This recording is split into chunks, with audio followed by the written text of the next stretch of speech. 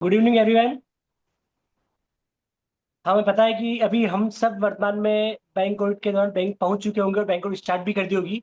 तो आज को जो हमारा सेशन है मेनली इसलिए इंपॉर्टेंट होता है कि लाइव जब हम बैंक कोविड कर रहे हैं तो हमें क्या क्या इश्यूज आ रहे हैं, क्या क्या चैलेंजेस आ रहे हैं।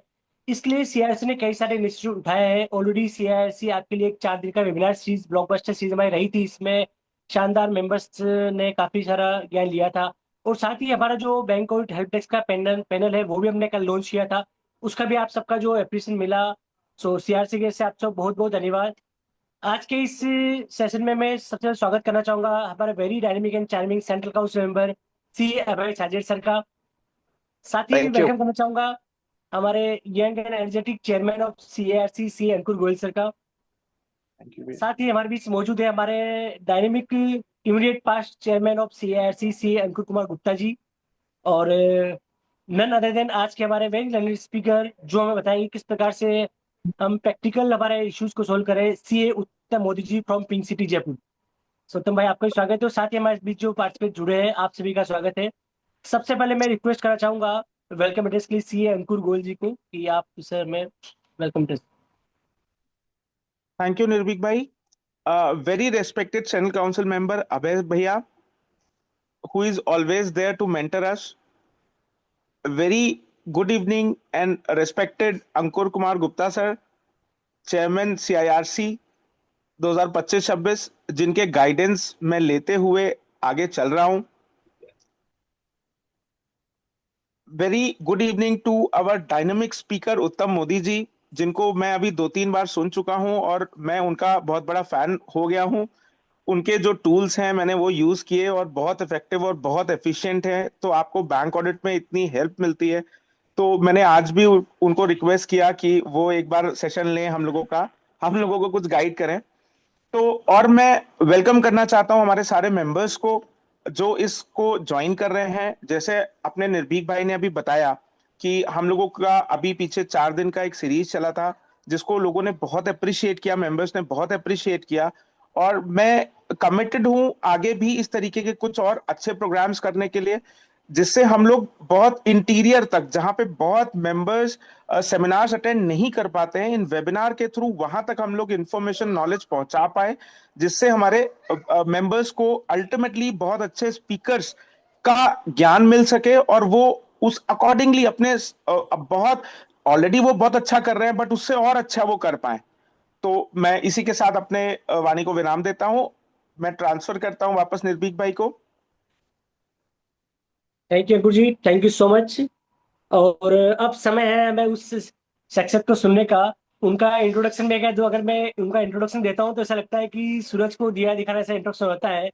ऐसी एक रिनोन पर्सनालिटी आप सब जानते हैं। आज के हमारे चीफ गेस्ट सीए अभय छाजेड़ सर से मैं रिक्वेस्ट करूंगा कि सर आप आए। और बैंक कोड पर आपको हम सर कई बार सुनते आए, जब एज ए ब्रांच में ब्रांच चेयरमैन था बिलोड़ा या एज ए मेंबर थे, जब तब से आपको एज ए स्टूडेंट आपको सुनते आ रहे हैं सर। तो आज पुणे में पूरा मौका मिलेगा आपको सुनने का। So welcome Abhay sir. Thank you. Thank you, Nirmeek Gandhi, the Secretary of CIRC. I think excellent work initiatives you have taken at CIRC this year, and I'm sure we'll have many more initiatives taken for members at large in the region. So this is very important. और मैं compliments दूंगा chairman CIRC अंकुर गोयल और आपको और सारी team को जो आपने इस तरह का एक इनिशिएटिव लिया। Of course every year we do this initiative, but I think कुछ नया फ्लेयर ऐड करते हैं, that is most important, which members actually get to know through the webinars, because time की अपनी लिमिटेशन होती है, सारी ब्रांचेस ऑर्गेनाइज नहीं कर पाती हैं because of limitation of faculties also.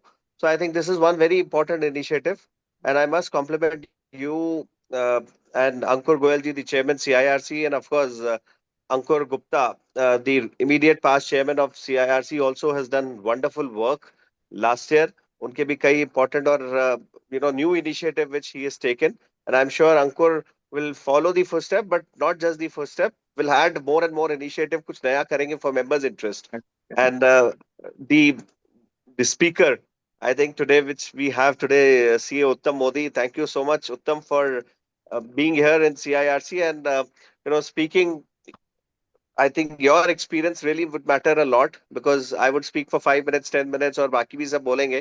पर मुझे लगता है जो 1-1.5 घंटा आपका इनपुट्स होगा, जो आपकी एक्सपीरियंस का एडवांटेज मिलेगा, जो जैसे अंकुर बता रहे थे tools, I think the how effective these tools could B.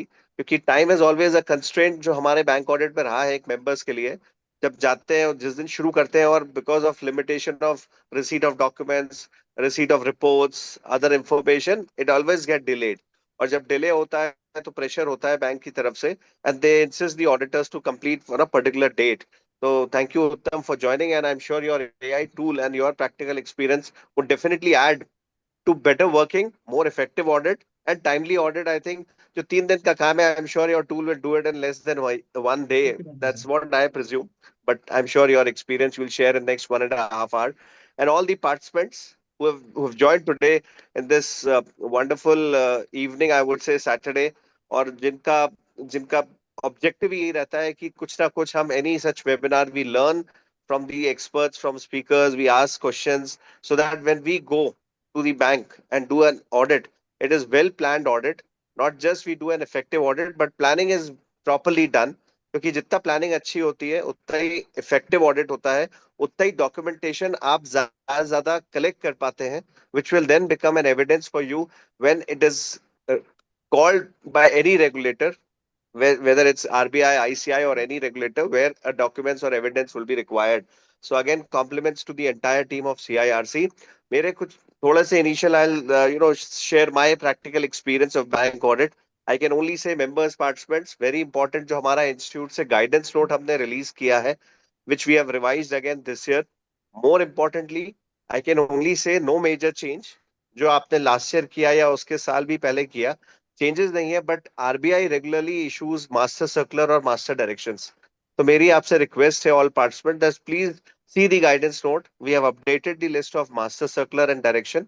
वो जो रेलेवेंट है, स्पेशली हम variety of level of branches करते हैं जिसमें हमको इनकम रिकग्निशन और एसेट क्लासिफिकेशन पे कमेंट करना है और आइडेंटिफाई करना है और उसको क्लासिफाई करना है, whether you keep it as standard और any other category you have to keep. तो वो आपको मास्टर सर्कुलर बहुत इंपॉर्टेंट रहेगा। तो 2 अप्रैल 2024 का जो सर्कुलर है, I think that will be very की। जो भी अमेंडमेंट्स आए 2 साल पहले, वो आपके लिए बहुत इंपॉर्टेंट है, वो जरूर रखिएगा। It will work as a Bible. That is what I can say. Second important is the guidance note which I was mentioning. Third important जो क्लोजिंग इंस्ट्रक्शंस होती है, क्या होता है हमारे पास सर अपॉइंटमेंट लेटर्स तो आता है बैंक से, but generally bank don't share the closing instructions. तो मेरी मेंबर्स से रिक्वेस्ट है कि please ask for closing instructions, क्योंकि जो भी 2025 में चेंजेस हुए आज 26 तक पूरे साल में, चाहे वो कोई अकाउंटिंग पॉलिसी में अमेंडमेंट हुआ कैश से एक्रूअल में, या मान लीजिए कोई पॉलिसी में चेंज हुआ, या कोई सिस्टम्स प्रोसेस पे चेंज हुआ, any internal changes which has happened, you will come to know through the policy. उन्होंने कोई मटीरियलिटी लेवल फिक्स किया कि इसके ऊपर ही आपको एमओसी देना है, तो वो आपको क्लोजिंग इंस्ट्रक्शन से मिलेगा। Over and above what I do while doing an audit, की जैसे मैं कोशिश ये करता हूँ कि जिस बैंक का ऑडिट कर रहा हूँ उसकी अकाउंटिंग पॉलिसी मैं साइट से गूगल से सर्च करके डाउनलोड कर लूँ। तो दैट इज अ स्मॉल, जो उनका पब्लिश्ड अकाउंट्स होता है उसमें अकाउंटिंग पॉलिसी भी हम एक बार पढ़ लें, तो इन्वेस्टमेंट्स की तो नहीं, बट एडवांसेस से रिलेटेड, प्रोविजन से रिलेटेड, प्रोविजनिंग, डेप्रिसिएशन से रिलेटेड, फिक्स एसेट्स, तो आपको एक आइडिया लग जाता है क्या this is the policy which banks is following. Revenue recognition, more importantly how they are doing it. कि बैंक गारंटी कमीशन है तो वो कैश बेसिस पे एक्रूअल पे है, लास्ट ईयर कैश था, इस बार एक्रूअल हो गया। So all those it'll help you to understand, especially closing instructions. So that is my request, that you should have at least, the guidance note, the closing instructions, and the RBI circulars which are issued time and again. And 4 reports which we sign each year is: one is the audit report, second is the LFAR, third is the tax audit, and all certificates. These 4 certifications which we are doing at the bank branch. So मेरी request participants से again है कि please plan audit इन अ वे कि आप एलएफएआर और financial statement balance sheet का programme जो बनाए वो साथ में बनाए। नॉट दैट कि पहले हम बैलेंस शीट करें और 2 दिन बाद उसको एलएफएआर हम शुरू करें। My request would be please start LFAR, उसकी कुछ चेकलिस्ट आप बना लें। एडवांसेस की जो फाइल्स आपको सैंपल पिक करना है, please prepare the checklist, because that will become a evidence of work done, plus it will help you to complete the LFAR on time. इसके अलावा एंगेजमेंट लेटर का एक फॉर्मेट दिया है हमने गाइडेंस पे, मैनेजमेंट रिप्रेजेंटेशन, ये जो हमको डॉक्यूमेंट कंप्लीट करने हैं, which is definitely important from peer review point of view also, कि जो स्टैंडर्ड्स ऑन ऑडिटिंग का कंप्लायंस है वो हमने किया है कि नहीं। तो ऐसे 210 जो है, ऐसे 580 है रिप्रेजेंटेशन लेटर है, 230 डॉक्यूमेंट के लिए टेट और है, प्लानिंग भी है, material. Institute has release excel utility tool. तो हमारा फॉर ऑडिट क्वालिटी कमेटी है, उसमें ये tools. So my request these tool, these to use materiality. Also tool which is we have stood on site under the Center for Audit Quality tools. And then again, my repair is a separate question. Audit mode is separate. Please don't mix up. These are not substitute to each other. Whatever financial implications जो Covid opinion देना है, ऐसे 700 के हिसाब से report में दीजिए, भी कवर करें। ऐसे कोई इश्यूज एलआर में है तो उसको बोर्ड में जरूर दीजिए, because 3 days 5 days 7 days depending on the size of the branch. I think this is very important that we must plan an effective audit, have a good team of people and then understand the systems. जो बाकी inquiry letters वगैरह है, I am sure आप लोग भेजते हैं, तो मेरा यही रिक्वेस्ट है कि help desk has been created by CRC. Again I compliment them, they are available all the time. You can reach out to them, get in touch with them. I'm also available. Team CIRC is available. Any issue, please let us know so that we can respond to your query well within time, so that those are properly communicated in the audit report or in the LFR as required. So once again, thank you so much, Ankur and Nirbhik and Ankur Gupta, for inviting me, giving me this opportunity, and I'm sure we'll have an excellent learning for next 2 hours. Thank you. Thank you Amit sir. Definitely sir, आपने जो बताया कि किस प्रकार से guidance notes का हमें use करना है और क्या क्या चीज़ें उस पर ध्यान रखनी है, हम सब के लिए काफ़ी यूजफुल है। क्योंकि सर हम अभी उसी स्पोर्ट्स हम देख सकते हैं सर, अगर मैं उत्तम भाई का बैकग्राउंड देखा तो मुझे लगता है कि उत्तम भाई भी इंडियन बैंक में बैठे हुए हैं, और मेरा बैकग्राउंड देख के आप लग सकता है कि मैं बैंक ऑफ बड़ौदा बैठा हूँ। तो ये बताता है कि किस प्रकार हम बैंक में बैठकर भी सभी सेशन भी कर रहे हैं, और साथ में ऑडियंस भी, नो डाउट काफ़ी सारे ऑडियंस सर बैंक में बैठकर ये भी ये सेशन सुन रहे होंगे, तो हमसे दूर रहेगा। तो Right. नेक्स्ट आगे सेशन को मैनेज करने के लिए मैं हैंड ओवर करना चाहूंगा सेशन को हमारे अंकुर कुमार गुप्ता सर को। So, yes, Nirbhik, before that, I would request Chairman, if you would permit, I was actually in the mid of something. तो मैं फिर वापस ज्वाइन करता हूँ थोड़ी देर से। Thank you. नहीं ना भैया, बिल्कुल बिल्कुल भैया, बस thank you, thank you thank so you much so भैया, मच। आपने इतना टाइम निकाला भैया हम लोगों नहीं के नहीं, माय लिए, प्लेजर, गाइडेंस माय हम लोग को प्लेजर। गाइड करने के लिए। Thank thank you. You so much भैया, thank you. Okay okay, bye. Thank you sir, thank you. Over to you Ankur sir. मैं ज़्यादा समय नहीं लेते हुए जो हमारे सेशन के स्पीकर हैं उत्तम मोदी जी, मैं उनको इनवाइट करूंगा कि वो आए और अपना उद्बोधन दें कि ये जो हमारे टूल्स हैं वो किस तरह से यूज करें और उसमें क्या सीक्रेट रखें। डीपीडीपी एक्ट जो आया है उसका क्या इम्पैक्ट आएगा टूल्स के साथ में, वो भी हमको थोड़ा सा बताएं कि हमारी स्किल करते हुए हम टूल्स करें और डाटा शेयर करते हैं, पीयर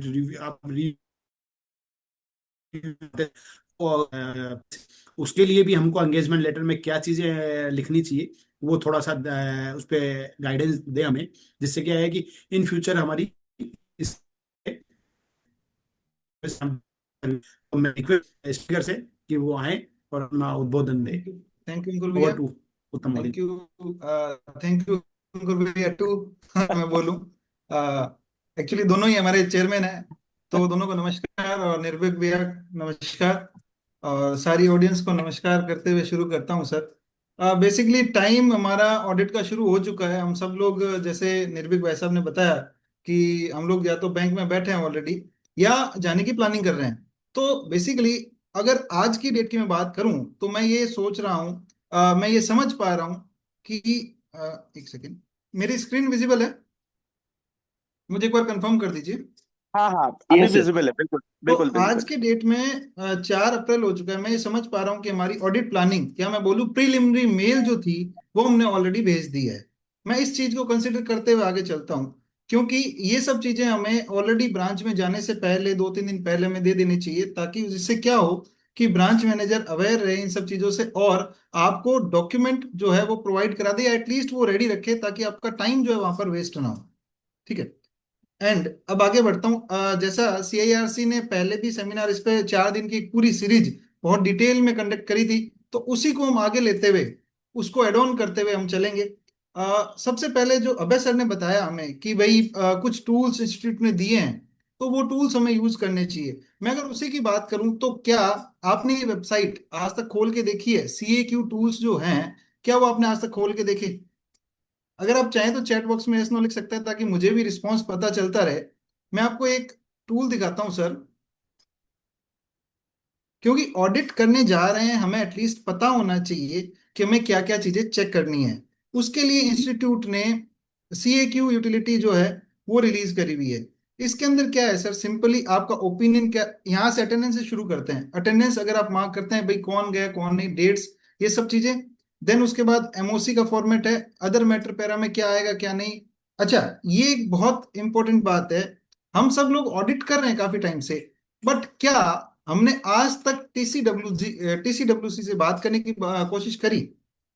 सर हमें अपॉइंट कौन करता है एज ए बैंक ऑडिटर? क्या सेंट्रल ऑडिटर हमें अपॉइंट करता है? क्या RBI हमें अपॉइंट करती है? या हमें ऑडिट कमेटी अपॉइंट करती है? सर इसको जरा सोचिए, जो कमेटी हमें अपॉइंट करती है हमने आज तक उनसे बात करने तक की कोशिश नहीं करी। क्या ये जरूरी नहीं है? अगर हमें कुछ मिलता है ब्रांच के अंदर, तो क्या हमें TCWC से बात नहीं करनी चाहिए? Definitely sir. एक चीज जो हम मिस कर जाते हैं वो है ये पॉइंट कि हम अगर कोई पॉइंट मिलता भी है तो हम शायद दो हु चार्ज विद गवर्नेंस उनसे बात ही नहीं करते। तो मैं रिकमेंड करूंगा CAQ यूटिलिटी जो है उसके साथ डेफिनेटली, अगर आपको जब ब्रांच में आप जा रहे हैं कुछ ऑडिट कर रहे हैं, आपको कुछ ऐसा पॉइंट मिलता है, तो डेफिनेटली आप TCWC से डेफिनेटली कम्युनिकेट करें। सर फिर सेकंड आता है ऑडिट ओपिनियन क्या दिया जाए। कुछ चीजें मेटेरियल है, कुछ चीजें इमेटेरियल है। अच्छा, मेटेरियलिटी भी एक बहुत सब्जेक्टिव मैटर बना दिया हम लोगों ने। मेटेरियलिटी सब्जेक्टिव नहीं है, इसके लिए कहीं ना कहीं अगर मैं बोलूं, कैलकुलेशन या एनालिटिकल पार्ट बहुत ज्यादा जरूरी है सर। किसी के लिए कोई कहता है कि भाई मेरे लिए 1 लाख रुपए मैटर मैटर करता है, मटेरियल है, और किसी के लिए 10 लाख रुपए भी मटेरियल नहीं है। तो सर क्या ये मेटेरियलिटी ऐसे ही डिसाइड हो जाती है? अगर मैं 10 लाख वाले पर्सन के पास जाऊं और बोलूं कि मेरे 1 लाख रुपए का नुकसान है, 1 लाख रुपए का लॉस हो गया, ही विल से कि ओके मैटर नहीं करता। ठीक है, just for example in the banking sector हमें एक रिपोर्ट देनी होती है LFIR के अंदर, भाई कितना कैश एक्सीड रहा लिमिट से। मान लीजिए ब्रांच की लिमिट है 10 लाख रुपए, 10 लाख 5 रुपए अगर किसी दिन क्लोज किया, तो क्या आप उसको मेटेरियल मानेंगे? क्या आप उसको रिपोर्ट करेंगे वहां पर? क्या आप उसको रिपोर्ट करेंगे? अब यहां पर आ जाता है मेटरलिटी कंसेप्ट। मेटरलिटी कंसेप्ट के लिए भी इंस्टीट्यूट ने हमें, अगर मैं बोलूं तो, एक और यूटिलिटी दे रखी है सर, जिससे हम आइडेंटिफाई कर सकते हैं कि कौन सी चीज हमारे लिए मटेरियल है, कौन सी चीज इमटेरियल है। तो ये बेसिकली जैसे अभय सर बता रहे थे कि इन जो टूल्स हैं इनका फायदा हमें कहीं ना कहीं लेना चाहिए। ये देखिए सर, इसमें ऊपर ये, ठीक है, स्टेप्स को मेटरलिटी निकालनी है, कैलकुलेट करने के लिए तरीके, और मिस स्टेटमेंट अगर कोई निकल के मेटेरियल में स्टेटमेंट है वो यहाँ आएगी आपके साथ, ये आपको इंस्टीट्यूट की वेबसाइट पर, ये इंस्टीट्यूट की वेबसाइट है। आप सिंपल ये बाई आई, तो ये लिंक खुल जाएगा सर। ये आपने डाउनलोड करना है, डाउनलोड करना आप डिटेल मांगेगा, आपकी मेल ID वगैरह, उस पर ही आपको एक्सेस देते हैं ये डाउनलोड करने के लिए। जब आपने ये डाउनलोड कर ली तो इसको भी कर लेना चाहिए हमें। रीजन आप सिंपल सिंपल सी बात समझिए, कोई भी AI टूल हो, कोई भी सीखा दी हुई यूटिलिटी का यूज नहीं कर रहे हैं, तो इंस्टीट्यूट ने सर कुछ तो सोच कर बनाई यूटिलिटी, क्यों ना यूज किया जाए, क्यों ना उस यूटिलिटी के थ्रू हम अपना डॉक्यूमेंटेशन करें। जैसे अभी बेसर बता रहे थे कि डॉक्यूमेंटेशन, अंकुर भैया ने बताया डॉक्यूमेंटेशन पार्ट, ठीक है सर, डॉक्यूमेंटेशन बहुत ज्यादा जरूरी है। पीयर रिव्यू हम सबका हो रहा है, तो सर पीयर रिव्यू में आपके पास अगर आपने किस बेसिस पर सैंपल सेलेक्ट किया, किस बेसिस पर आपने कैश चेक किया, किस बेसिस पर आपने मेटेरियलिटी जो है वो सेलेक्ट करी, आपको यही आइडिया नहीं है, तो आप कैसे, मैं कहूं कि आप अपनी ऑडिट को जस्टिफाई कर पाएंगे, कैसे उस क्वालिटी को जस्टिफाई कर पाएंगे कि हमने हाँ ऑडिट में क्वालिटी दी है। तो उसके लिए सर ये टूल्स सबसे पहले की रिकमेंडेशन है। इसमें सर देखिए क्या क्या टेम्पलेट लिस्ट है, ऐसे कौन कौन से एप्लीकेबल है, सारी चीजें अगर आप ये यूटिलिटी यूज करते हैं, तो कहीं ना कहीं अगर आपके पास साथ में जो स्टाफ है, ठीक है, वो स्टाफ भी कहीं ना कहीं आपको ये नहीं कहेगा सर मुझे क्या चेक करना है। देखिए इसके अंदर फॉर एग्जाम्पल ये डैशबोर्ड है, ठीक है। अब मान लीजिए आप कैश चेक कर रहे हैं, मैं कैश पर क्लिक करूंगा तो उसकी पूरी चेकलिस्ट खुल जाएगी सर, पूरी चेकलिस्ट खुल गई। नाउ आपका स्टाफ जो आपके साथ गया है वो सिंपल ये चेकलिस्ट पढ़कर कैश का वेरिफिकेशन कर सकता है। वो बार बार आपसे ये नहीं पूछेगा कि सर मुझे इसमें क्या डॉक्यूमेंट रखना है, सर मुझे इसमें क्या चेक करना है, सर मुझे इसमें कैसे चेक करना है। सिंपल सर ऑडिट प्रोसीजर दे रखा है, ठीक है, उस ऑडिट प्रोसीजर को सिंपली हमने फॉलो करते हुए आगे बढ़ना है। वर्क स्टेटस सर आप चेंज कर दीजिए, ठीक है, कि भाई चालू कर दिया नहीं किया, क्वेरी रेज करी है, यहाँ पे क्या कमेंट है। इससे सर क्या होगा, एक आपकी ऑडिट जो है वो ज्यादा इजी हो जाएगी। क्यों? क्योंकि कहीं अगर हम कोई पॉइंट मिस कर जाते हैं वो ये यूटिलिटी कवर कर लेगी।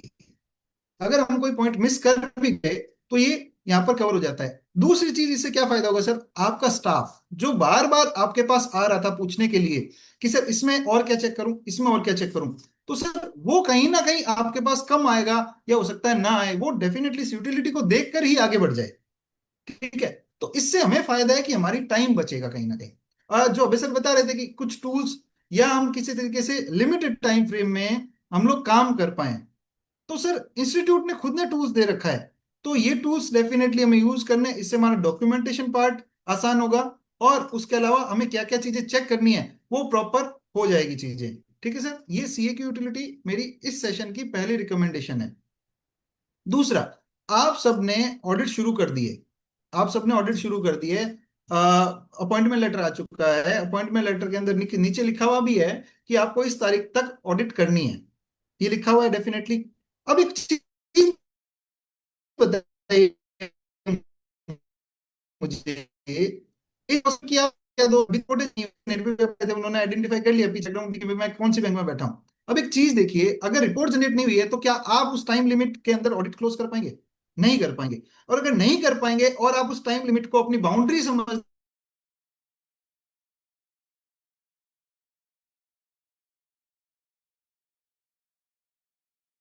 लेते हैं, तो सर कहीं ना कहीं वो में नहीं दी। सर हमें क्वालिटी कर 8 तारीख की जगह 9 तारीख की रसीद है तो कोई बड़ी बात नहीं है sir, you are not bound with that time, वो आपको बैंक ने दिया है। ठीक है, कोशिश कीजिए विद इन टाइम करें, ठीक है, अननेसेसरी टाइम भी खराब नहीं करना, बट सर आपको अपनी क्वालिटी एश्योर करनी है, डॉक्यूमेंटेशन करना है।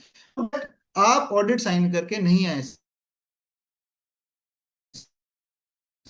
सर, आपके पास जरूरी कुछ एक दिन एक्स्ट्रा लग रहा है तो डेफिनेटली लगाइए। जाने की टिकट बनाइए सर, आने की टिकट ऑडिट का काम देखने के बाद बनाइए। हमारी प्रॉब्लम ये होती है सर, हम लोग जाने और आने की टिकट बना लेते हैं, देन हम लोग उस सिनेरियो में कि 3 4 या 5 दिन में ऑडिट क्लोज करनी है, वहां पर अगर काम ज्यादा निकल आए तो सर क्या करेंगे? हम विद इन टाइम उसको क्लोज करने की कोशिश करेंगे and कुछ ना कुछ हमसे छूट जाएगा। सर जाने की टिकट बनाइए, आने की टिकट आप काम देख लीजिए, 1 दिन 2 दिन आप काम देखिए, मान लीजिए आपने 4 दिन का प्लान बनाया, तो पहले और दूसरे दिन आप काम देख के दूसरे दिन की इवनिंग में बना लीजिए। कोई किसी ने फोर्स तो नहीं किया ना आपको, एंड आप बाउंड नहीं है सर कि आपको 8 तारीख तक ही करनी है। माना सेंट्रल ऑडिटर इस सब चीजों को कंपाइल करता है, एक जो बैंक एज ए होल बात करूं, उनकी रिपोर्ट्स निकलती है, रिपोर्ट रिलीज होगी, वो सारी चीजें हैं, बट सर अगर 10 तारीख की जगह 11 होगी या 11 की जगह 12 होगी तो उससे कुछ फर्क नहीं पड़ना, आपकी क्वालिटी कॉम्प्रोमाइज ना हो, ये एश्योरेंस हमें पहले लेना है। डॉक्यूमेंटेशन, सीए की यूटिलिटी। अच्छा सर, एक और मैं बात करूं तो प्रॉब्लम ये, हम लोग कोई जाते हैं, जाने के बाद में हम लोग अकाउंट की वो चीजें चेक करना शुरू कर देते हैं कि भाई अकाउंट एनालिसिस करना शुरू करते हैं। सर द थिंग इज, क्या आप क्लाइंट को फिजिकली विजिट करते हैं वहां पर, जो बोरोवर है, क्या आप फिजिकली विजिट करते हैं? आई थिंक बहुत लोग होंगे जो सर जाते ही कोशिश, वो आप कहीं ना कहीं जरूर विजिट करें। सर प्रैक्टिकल एग्जांपल बता रहा हूं, लास्ट ईयर मैं एक बैंक की ऑडिट कर रहा था, वहां पर 14 करोड़ का एक्सपोजर था ब्रांच में, ऐसा हो रहा था, सब कुछ प्रॉपर था, ठीक है, वेयर हाउस रिसिप्ट और सीसी लिमिट चल रही थी, 3 करोड़ का वेयर हाउस था और 11 करोड़ की सीसी लिमिट चल रही थी। सर अकाउंट्स वगैरह सब कुछ ओके आ रहा है, एंड जब डीपी कैलकुलेशन के लिए हमने स्टॉक्स स्टेटमेंट्स मंगवाई, वो सबमिट करता है, उस स्टॉक स्टेटमेंट में हमने देखा सर लगभग लगभग 18 से 20 करोड़ उसने दिखा रखा है, डेटर्स भी करूं, उन सब चीजों को देखूं, या मैं देखूं कि कि उसका अकाउंट स्टेटमेंट क्या है, अकाउंट में तो फिर वो ठीक है, एंट्री आ रही है, आई कैन कंसिडर। अब हुआ कि वो बहुत पास में था ब्रांच के, मतलब पास इनसे 2 1 किलोमीटर दूर था। तो मैंने करना है, तो बोरोर से बात करी बैंक मैनेजर ने, तो कहता मैं आज नहीं हूँ। ठीक है, उसको लगा होगा कि भाई आज कोई आया होगा तो वो चला जाए। हमने नेक्स्ट डे बोला वी वांट टू विजिट। तो देन उसके बाद में वापस बात की गई, तो बोले मैं तो नहीं हूँ, आप जाके विजिट करो। हमने विजिट करी। ठीक है सर, कोई दिक्कत नहीं है। विजिट करने के बाद हमें वहां पता चलता है सर, स्टॉक जो उसने 18 19 करोड़ का दिखा रखा है, वहां पर 1 करोड़ का स्टॉक भी नहीं है। 1 करोड़ का स्टॉक भी नहीं है।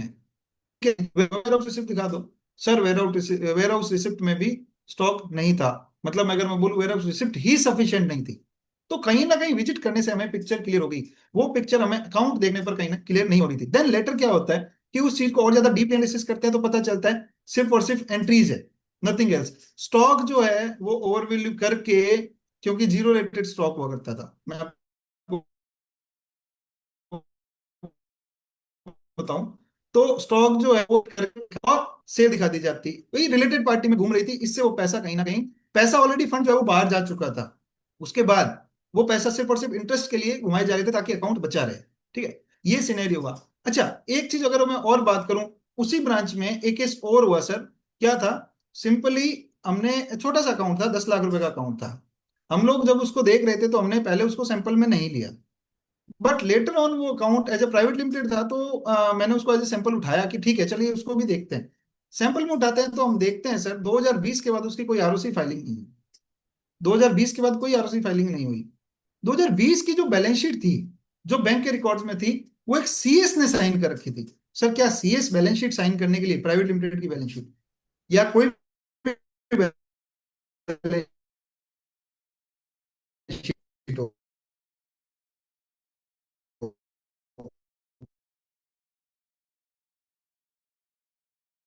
ये साइन नहीं, तो एग्जांपल मैं आपको बता रहा हूँ सर, जितने इस भी, ठीक है, मतलब उसकी बैलेंस शीट नहीं थी तो वो अकाउंट हर बार कैसा, देन ऐसा पकड़ा गया कि भाई ये बोरोवर एग्जिस्ट ही नहीं करता।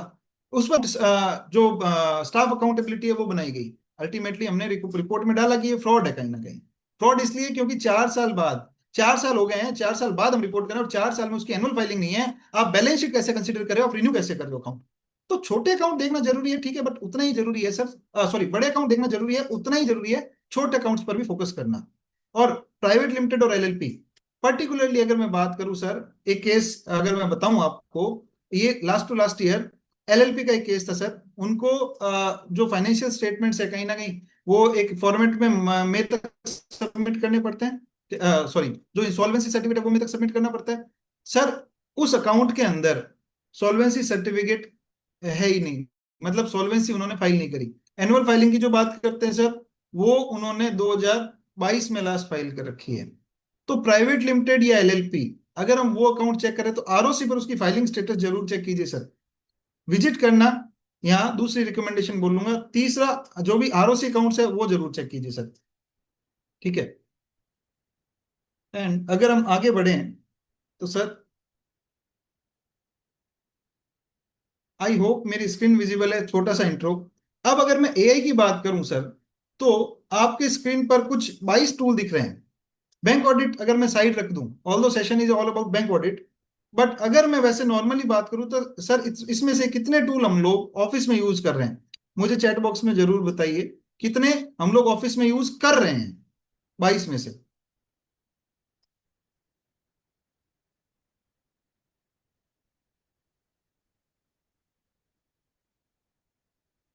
क्योंकि जनरली जब हम सेशन में जाते हैं तो मुझे इसका जवाब मिलता है सर 2 या 3। CAGPT, चैट जीपीटी भाई भाई है, तो बेसिकली ये यूज कर लेते हैं सर हम। उसके अलावा कोई ग्रोक कर लेता है, कोई गामा कर लेता है सर, उसके अलावा हम लोग एआई का यूज कर ही नहीं पा रहे, जबकि इसमें से 2 3 टूल ऐसे हैं सर जो बैंक ऑडिट के लिए भी प्रॉपरली यूज हो सकते हैं। इवन अच्छा रिजल्ट आएगा उससे। जो गाइडेंस नोट बताया अभय सर ने, सर वो गाइडेंस नोट पढ़ना है, तो क्या आपके पास इतना टाइम है कि आप वो गाइडेंस नोट प्रॉपर पढ़ पाए?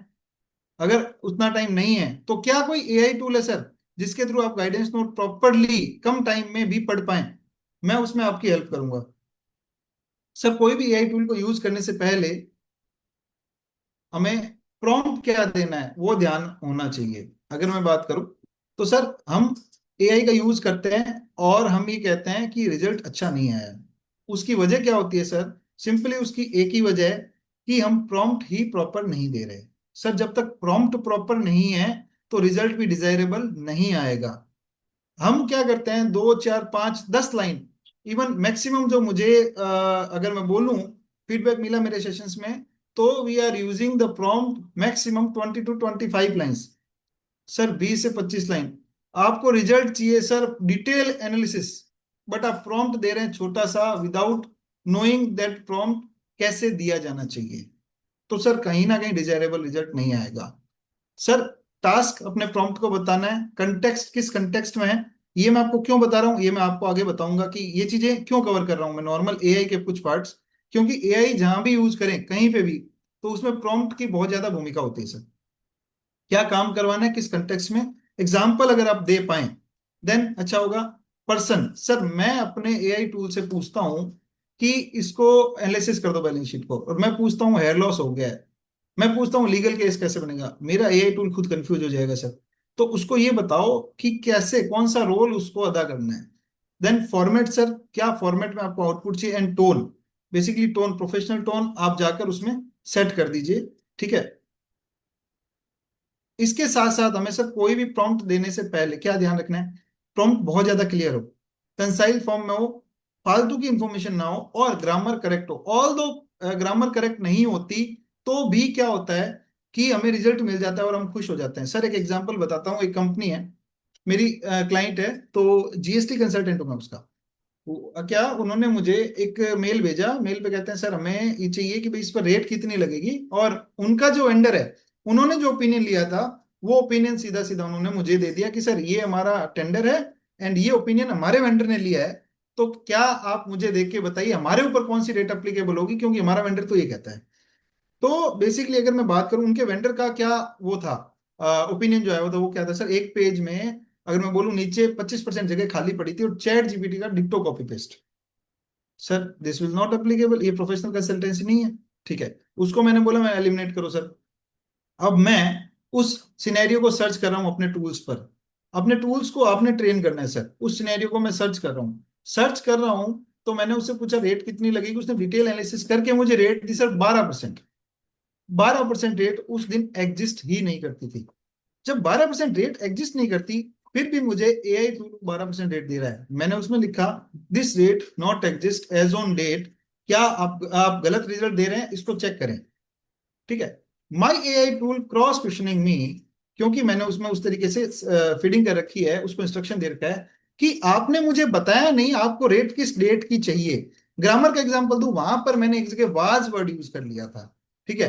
तो कहीं ना कहीं वो कंफ्यूज हो गया और उसने मुझे 12% रेट दी। 12% उस टाइम एग्जिस्ट नहीं करती थी। तो कहने का मतलब कि आपको अपने एआई टूल को इस तरीके से ट्रेन करना है कि वो आपसे क्रॉस क्वेश्चन करे। सर प्रॉम्प्ट कैसे डालना है, उसमें क्या क्या चीजें इंपॉर्टेंट है, ये मैंने आपको बता दिया। अब अगर मैं बात करूं सर प्रॉम्प्ट बनाना कैसे है, अगर आप ग्राउंड लेवल पर हैं तो आपको ज्यादा मेहनत ना करनी पड़े, इसके लिए मैंने एक टूल बनाया हुआ है, मैं आपको शेयर कर देता हूं। सिंपली आप उससे प्रॉम्प्ट बना सकते हैं।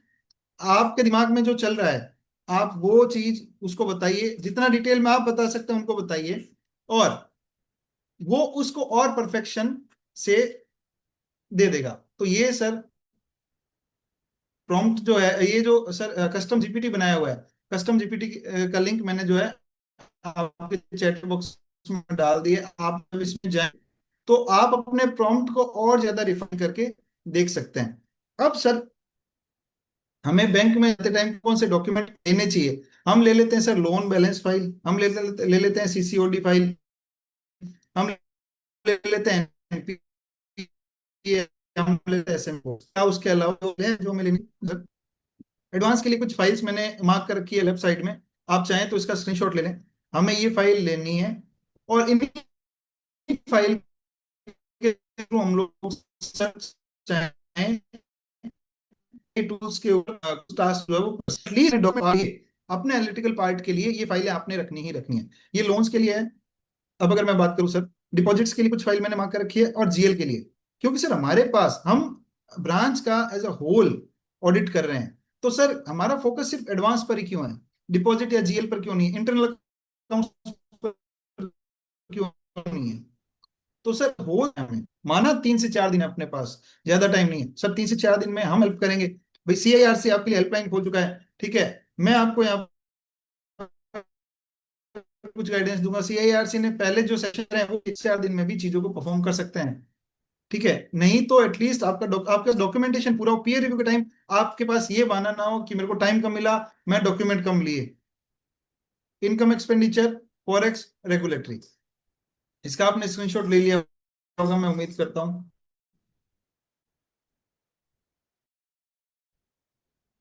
अब अगर मेजर अगर मैं बोलूं कि जो यूज कर सकते हैं during your bank audit, sir Claude AI मेरे को अभी के हिसाब से अगर मैं बोलूं तो बहुत बढ़िया टूल लगता है सर, सिंपली बहुत बढ़िया। एक, आप इससे अपना खुद का टूल जनरेट कर सकते हैं। सेकंड, एनालिटिकल पार्ट ये बहुत बढ़िया करके देता है, ठीक है। अब उसके बाद आता है परप्लेक्सिटी, सर कोई नॉर्म सर्च करना है, कोई गाइडेंस नोट, कुछ भी सर्च करना है, ठीक है, गूगल पर जाते हैं तो गूगल पर सर कहाँ कौन से पेज पर है, बहुत ज्यादा टाइम लगता है, बहुत ज्यादा, दूसरे पेज पर, तीसरे पेज पर, चौथे पेज पर है, तो बहुत ज्यादा टाइम लगता है सर्च करने में।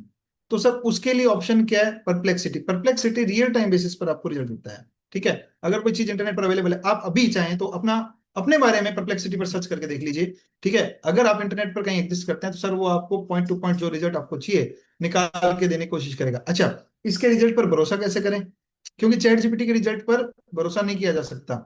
प्रॉब्लम कहाँ है सर, चैट जीपीटी एक ड्राफ्ट करने के लिए बनाया गया टूल है, चीजों को ड्राफ्ट करने के लिए। ऑल दो अब उन्होंने सर्च का ऑप्शन दे दिया है, ऑल दो वहां पर डीप सर्च का ऑप्शन आ चुका है, but still as on date मैं बोलूं तो परप्लेक्सिटी उससे बढ़िया सर्च कर सकता है। चैट जीपीटी इंडिया का नहीं है, परप्लेक्सिटी इंडियन टूल है। Notebook LM, sir guidance note 100 page का, 200 पेज का, या मैं बोलूं आरबीआई के सर्कुलर्स 50, 60, 100, 200 पेज पढ़ना हमारे लिए पॉसिबल नहीं है। इसको पॉसिबल बनाएंगे हम लोग।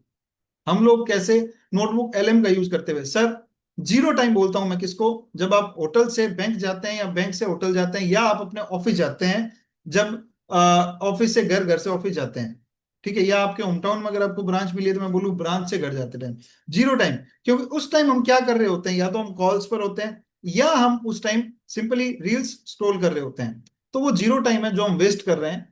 उसके उस टाइम में हम लोग बेसिकली क्या कर सकते हैं, उस टाइम में हम लोग नोटबुक एलएम के थ्रू जो सर्कुलर्स है उनको ऑडियो बनाकर कान में ईयरफोन लगाए सर, सिंपली आंखें बंद करके उसको सुन लो। गाइडेंस नोट है उसको सुन लो, ओवरव्यू आपको मिल जाएगा। जब ओवरव्यू मिल जाता है सर तो हम चार्टेड अकाउंटेंट है, जहां पर हमें लगेगा कि ये पॉइंट डिस्कस या ये पॉइंट डीपली पढ़ने वाला है, हम सीधा वो पॉइंट पकड़ेंगे। जब तक आपको गाइडेंस नोट नहीं पता है, जब तक आपको मास्टर सर्कुलर नहीं पता है, तो सर कैसे हम एक्सपेक्ट करें कि हम क्वालिटी ऑडिट कर सकते हैं। हमें मास्टर सर्कुलर्स और गाइडेंस नोट का नॉलेज होना चाहिए, क्योंकि सर बिना इसके हम ऑडिट कर रहे हैं तो कहीं ना कहीं हम अपने पैर पर कुल्हाड़ी मार रहे हैं, जो कि हमें नहीं करना है। सर हम जाने जाते हैं क्वालिटी वर्क के लिए, तो क्वालिटी वर्क हमें देना है, बिना क्वालिटी वर्क के सर काम नहीं चलने वाला। नोटबुक एलएम इसकी बहुत बढ़िया मैं बोलूं तो आपको हेल्प करेगा। Next is CA GPT, sir CA GPT आपकी कैसे हेल्प करेगा अगर मैं बताऊं। सीए जीपीटी पर आप लोगों ने यूज तो किया होगा, नॉर्मल यूज आपने सीए जीपीटी किया होगा, बट क्या आपने सीए जीपीटी पर बैंक के लिए स्पेसिफिकली जीपीटी इंस्टीट्यूट द्वारा बनाई गई है, आपने वो कभी ट्रैक करी है सर?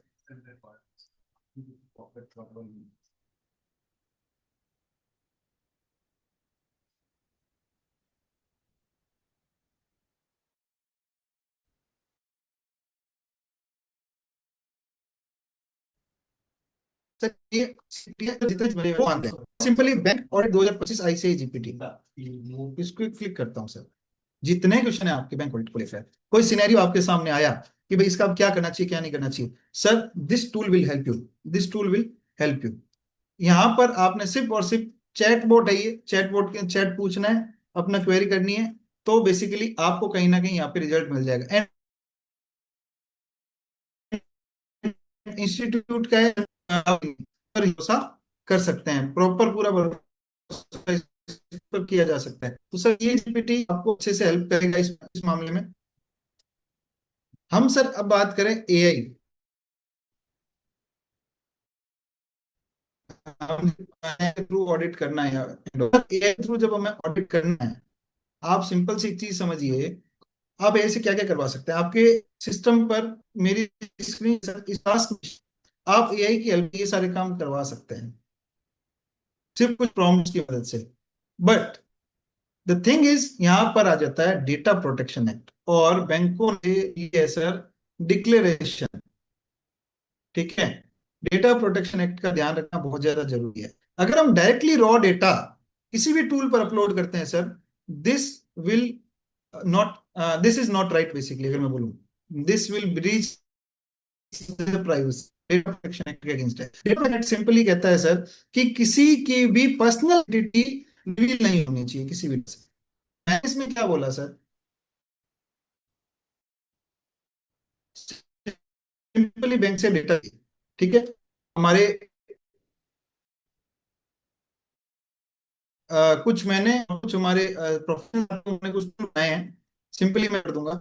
अगर मैं आपको दिखाऊं, हमने बैंक से ली, वो आप अपलोड कर दो, लोन बैलेंस फाइल अपलोड कर दो। जैसे फॉर एग्जांपल मैं लोन बैलेंस फाइल है, मैं ये अपलोड करता हूँ, प्रोसीड करता हूँ, ठीक है। ये देखिए, यहाँ पर लोन जो है टीएक्सटी फाइल थी सर, वो यहाँ पर कहीं ना कहीं आपको प्रॉपर फॉर्म में दिख जाएगी, ठीक है। आप इसको एक्सेल में एक्सपोर्ट कर दो। इसी तरीके से सीसीओडी फाइल आप चाहो तो एक्सपोर्ट कर सकते हो। तो बेसिकली इस तरीके से हम लोग चाहें तो एक्सेल में टीएक्सटी फाइल को कन्वर्ट कर सकते हैं, और एक्सेल आपको आता है, वेल एंड गुड है सर। फिर तो कोई कहना ही नहीं, आपने फाइल एक्सेल में एक्सपोर्ट कर ली। एक दो टूल और भी है सर, वो भी मैं आपको शेयर कर दूंगा, जो हमारे प्रोफेशनल साथियों ने बनाए हुए हैं, ठीक है, जो कन्वर्ट करने के लिए है। ये आप यहाँ पे काम कर सकते हैं, ये मैंने बताया। तो कन्वर्ट कर लिया, अब आपने सिंपली क्या करना है, सबसे पहले बैंक का नाम उस एक्सेल शीट से हटा देना है। बैंक का नाम हटा दिया। Account number sir, account number में आगे के 4 नंबर या 3 नंबर जो है वो आप हटा दीजिए। एक्सेल में ये वर्किंग आपको करनी पड़ेगी। पेन नंबर है, पेन नंबर के साथ में आप क्या कीजिए, सिंपली कुछ पीछे एड ऑन कर दीजिए 1 2 3 4 5 6, ठीक है, जिससे आइडेंटिटी आइडेंटिटी जो है वो रिवील ना हो। या आगे का एक अल्फाबेट जो है पेन नंबर वो हटा दीजिए। आधार में क्या कीजिए, कुछ एड ऑन कर दीजिए, ठीक है, जिससे क्या होगा, किसी की पर्सनल आइडेंटिटी किसी भी तरीके से रिवील नहीं होगी। जब पर्सनल आइडेंटिटी रिवील नहीं होगी तो डेटा प्रोटेक्शन एक्ट भी कहीं ना कहीं नहीं लगेगा। अगर हम रॉ डेटा अपलोड करते हैं तो सर ये बिल्कुल गलत है, क्योंकि रॉ डेटा से ट्रैक किया जा सकता है किसी भी पर्सन को। बैंक का जो डेटा है वो बहुत ज्यादा सेंसिटिव है सर, तो रॉ डेटा में कभी अपलोड नहीं करना। ये डिस्क्लेमर है सर, क्लियरली। मैं ये नहीं कहता कि आप रॉ डेटा अपलोड करें, क्योंकि रॉ डेटा डीपीडीपी एक्ट को कहीं ना कहीं अट्रैक्ट करता है, डीपीडीपी एक्ट हमारे ऊपर लग जाएगा। रॉ डेटा अपलोड नहीं करना, डेटा में मॉडिफिकेशन कीजिए। उसमें जो चीजें हैं बेसिकली, जो सेंक्शन रेट, या मैं बोलूँ नाम, अगर नाम है तो नाम एक बंदे के 50 हो सकते हैं सर, कोई दिक्कत नहीं है, ठीक है। But PAN number personal identity है, आधार नंबर पर्सनल आइडेंटिटी है। तो जो अंकुर भाई साहब, अगर मैं बोलूँ चेयरमैन साहब, हमारे पास चेयरमैन साहब बता रहे थे डीपीडीपी एक्ट के बारे में कि भाई कैसे उससे बचा जाए। सर सिंपली ध्यान रखना है, आप जो डेटा अपलोड कर रहे हैं उस डेटा के अंदर किसी की भी पर्सनल आइडेंटिटी डायरेक्टली ट्रैक नहीं होनी चाहिए। तो उसके बाद आप डेटा को अपलोड कीजिए, कोई दिक्कत नहीं है। तो मैं जो भी यहाँ पर आपको दिखाऊंगा उसमें मैंने ये सारी मॉडिफिकेशंस कर रखी है, ठीक है। ये इन सब चीजों में कितना टाइम लगेगा सर, अगर मैं बात करूं, जब एक्सेल में हम लोग ये डेटा मॉडिफाई करेंगे, हमें मुश्किल से इन सब चीजों में लगेगा आधे से पौना घंटा, मुश्किल से, ठीक है। जब आधे से पौने घंटे के अंदर हम लोग अपने डेटा को हल्का सा मॉडिफाई कर लेंगे, भाई अकाउंट्स, अकाउंट नंबर से आगे के 4 डिजिट हटाने हैं, पैन नंबर में कुछ ऐड करना है, ठीक है, अकाउंट नंबर में सॉरी आधार नंबर में कुछ ऐड करना है, अकाउंट नंबर में हमने बता दिया। तो इससे क्या होगा सर, आइडेंटिटी जो है वो भी रहेगी कहीं ना कहीं। जब जब तक आइडेंटिटी छुपी है तब तक कोई दिक्कत नहीं है। आप और ब्रांच का नाम और बैंक का नाम आपने कहीं पे भी नहीं दिखाना है, ये चीज जरूर ध्यान रखिएगा, ठीक है। अदरवाइज मान लीजिए मैंने एक प्रॉम्प्ट बना रखा है, जिससे क्या होगा कि जो टीएक्सटी फाइल है वो डायरेक्टली कन्वर्ट भी की जा सकती है, बट मैं ये रिकमेंड नहीं करूंगा, क्योंकि इसके लिए हमें रॉ डेटा जो है वो अपलोड करना पड़ता है बैंक का। मैं आपको दिखा देता हूं कि कैसे ये आपको रिजल्ट देगा।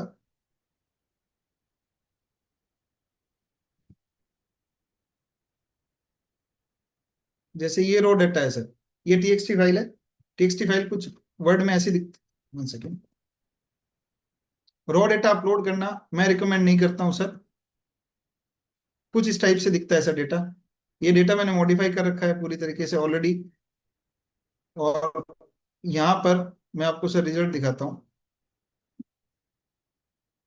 ये देखिए, इस टाइप से आप प्रॉम्प्ट के थ्रू भी कन्वर्ट कर सकते हैं। बट सर अगेन कह रहा हूँ कि आपको रॉ डेटा अपलोड करने से बचना है, सिंपल। ठीक है, अब आता है सर सेकंड। अब जो डेटा आपने बनाया सर, उस डेटा पर आपने जो मॉडिफिकेशन की है डेटा, उस डेटा पर क्या कीजिए सर, सिंपल आप अपने एआई टूल से पूछिए कि भाई तू क्या परफॉर्म कर सकता है। क्योंकि मेरे दिमाग में चल रहा है कि मैं लोन बैलेंस फाइल से 1 या 2 टास्क परफॉर्म कर सकता हूँ, 5 टास्क परफॉर्म कर सकता हूँ। मैं आपको करके दिखाता हूँ, ये प्रॉम्प्ट मैं आप लोगों को शेयर कर दूंगा। आप डायरेक्ट क्लासिफिकेशन इससे आइडेंटिफाई कर सकते हैं। ये लोन बैलेंस फाइल है, ठीक है सर, रॉ फाइल है मेरे पास। रॉ इन सेंस जो मैंने कन्वर्ट करी है, जिसमें से अगर आप देखेंगे तो मैंने चीजें अल्टर कर रखी है। तो मैं ये फाइल जो है वो अपलोड कर देता हूँ।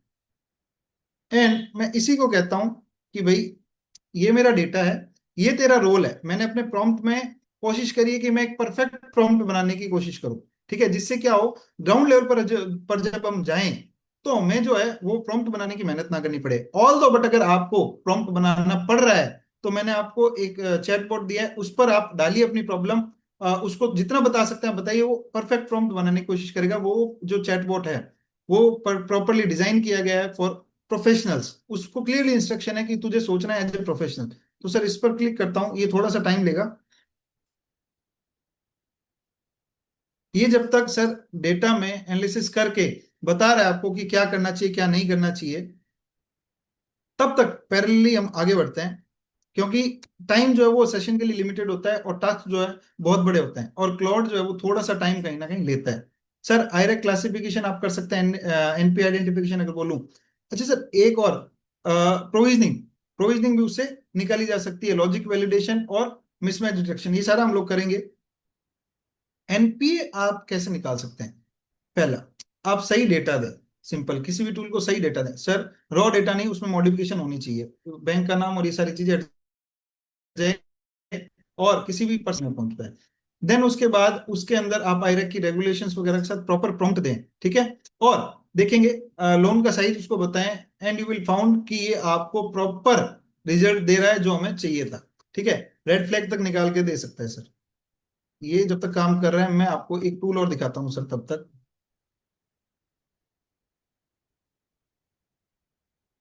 परप्लेक्सिटी, जो हम सेकंड टूल की बात कर रहे थे, that is perplexity sir. Perplexity का ये प्लेटफॉर्म अगर आपने अब तक नहीं देखा है, आप चैट जीपीटी से ही अगर सारी चीजें पूछ रहे हैं तो सर आप अभी भी बहुत पीछे हैं।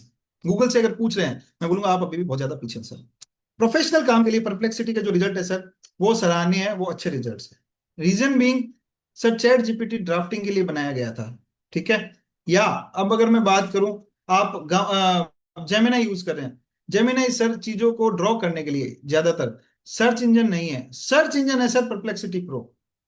सर हमें कोई चीज अगर रिसर्च करनी है सर, तो उसमें बेसिकली हमें सर्च लग रहा है। जब सर्च लग रहा है सर तो हम लोग परप्लेक्सिटी यूज करेंगे, और इसका जो डीप सर्च का जो फीचर है ना सर, वो बहुत ज्यादा डिटेल में आपको रिजल्ट देगा, बहुत ज्यादा डिटेल में। मैं अपने बारे में सर्च करके दिखाता हूँ।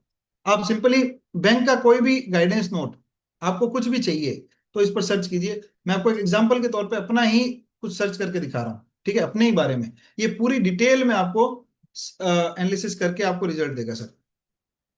अच्छा, तब तक हमारा ये रिजल्ट आ चुका है सर। मैंने अपनी एक फाइल अपलोड करके एआई को पूछा कि इस फाइल से और क्या क्या किया जा सकता है। देखिए सर, टोटल 20 टास्क जो ये परफॉर्म कर सकता है। ऑल दो ये रेवेन्यू लीकेज के बारे में बताएगा, जिस पर हम भरोसा नहीं कर सकते क्योंकि इसके पास मास्टर डेटा नहीं है, इसके पास मास्टर सर्कुलर नहीं है या पॉलिसी डॉक्यूमेंट नहीं है, तो ये जरूर डेफिनेटली गलत बताएगा। तो जो चीजें हम भरोसा कर सकते हैं दैट इज एसेट क्वालिटी, ठीक है। क्योंकि इसमें क्या होगा, लास्ट ईएमआई कब आई थी ये डिटेल हमारे पास होगी, सैंक्शन कब हुआ था ये पता है इसको, इंटरेस्ट रेट पता है, ओवर ड्यू अमाउंट पता है। तो ये कैलकुलेट करके आपको कहीं ना कहीं टास्क परफॉर्म करके दे सकता है। इस पर क्लिक करेंगे, ये सीधा क्या दे देगा कि मैं रन करके दे दूं ये चीज। आपको प्रॉम्प्ट बनाने की भी जरूरत नहीं है, ये चीज आपको चैट जीपीटी या परप्लेक्सिटी दूसरे टूल में नहीं मिलने वाली। एनालिटिकल पार्ट जो है वो यहाँ पर इजी हो जाएगा। अच्छा, आपने डेटा में मॉडिफाई कर दिया है, आपको कुछ ऐसे अकाउंट्स मिल गए जिसके अंदर आपको कुछ डीप चेकिंग करनी थी। आप वापस सिस्टम में कैसे क्रॉस चेक करेंगे सर? मॉडिफिकेशन क्या क्या था ये आपको पता है। अकाउंट नंबर के आगे के 4 डिजिट आपने हटाए थे।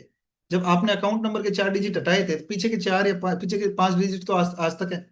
तो जब आप ब्रांच मैनेजर या ब्रांच के ऑफिशियल से बात करेंगे तो डेफिनेटली वो आपको बताएंगे कि ये वाला अकाउंट है, बता देंगे। क्योंकि सर आगे के 5 डिजिट कहीं ना कहीं ब्रांच को इंडिकेट करते हैं कई बार। तो हमें ब्रांच हटा दी, पीछे के सिर्फ अकाउंट नंबर के 4 5 6 नंबर रहे, तो उससे क्या होगा, अकाउंट इजीली आइडेंटिफाई है। बट पब्लिक डोमेन में वो इन्फॉर्मेशन कोई भी आइडेंटिफाई नहीं कर सकता जब तक उसमें बैंक का ब्रांच का नाम ना हो। ठीक है। इस टाइप से sir portfolio limits, regulatory priority, ये सारी चीजें, ये टास्क जो है ये परफॉर्म कर सकता है सर। सिंपल एक प्रॉम्प्ट है, यही आपको बता देगा जो फाइल आप अपलोड कर रहे हैं उससे क्या हम परफॉर्म कर सकते हैं, क्या हम टास्क जो है वो एग्जीक्यूट कर सकते हैं। ठीक है। सिंपल, कुछ नहीं किया मैंने, वही लोन बैलेंस फाइल उसको थोड़ा सा मॉडिफाई किया, अपलोड किया। ठीक है। और उससे पूछा कि भाई तू क्या कर सकता है, उसने मुझे बताया मैं 1000 लोन अकाउंट है, 1000 लोन अकाउंट में 20 चीजें परफॉर्म कर सकता हूँ जो 6 कैटेगरी में डिवाइडेड है। वर्किंग पेपर आउटपुट बना के दे सकता है 14 का। आपको प्रॉपर्टी पता चल जाएगा इसमें ये चीजें देखनी है, ये चीज रखनी है। ठीक है सर। तो आई थिंक ये आपका काम जो है वो और ज्यादा आसान कर देगा। आगे बढ़ते हैं। उसके अलावा सर एक्सपायरी वगैरह चेक कर देगा डेफिनेटली, वो तो एक्सेल में हम लोग भी कर लेंगे। ठीक है। Current balance, running balance, sanction limit, ये सारी चीजें। अगर मैं बात करूं मेन सर अकाउंट एनालिसिस, ये एक सीसी अकाउंट है फॉर एग्जांपल, ये एक सीसी अकाउंट है, ये एक सीसी अकाउंट है। इस सीसी अकाउंट में सर बहुत सारे ट्रांजेक्शन हैं। नंबर ऑफ ट्रांजेक्शन बता देता हूँ आपको, लगभग 1800 ट्रांजेक्शन मैंने इसमें रखी हुई है। ये मैंने अपने नाम से ही एक डमी अकाउंट बनाया, एक बैंक स्टेटमेंट बनाई। टाइम इसी में लगता है सर, इंटरेस्ट कब सर हुआ, क्या हुआ क्या नहीं, इसको आइडेंटिफाई करने में हमें टाइम लगता है सर। इसको एनालिसिस करना है सिंपल। तो आपने क्या करना है, ये आपकी बैंक स्टेटमेंट सर, वही जो चीजें जो मैंने बताई आपको वो चीजें हटा देनी है। अकाउंट स्टेटमेंट है तो सर सिंपल उसकी एंट्रीज रखिए। ठीक है।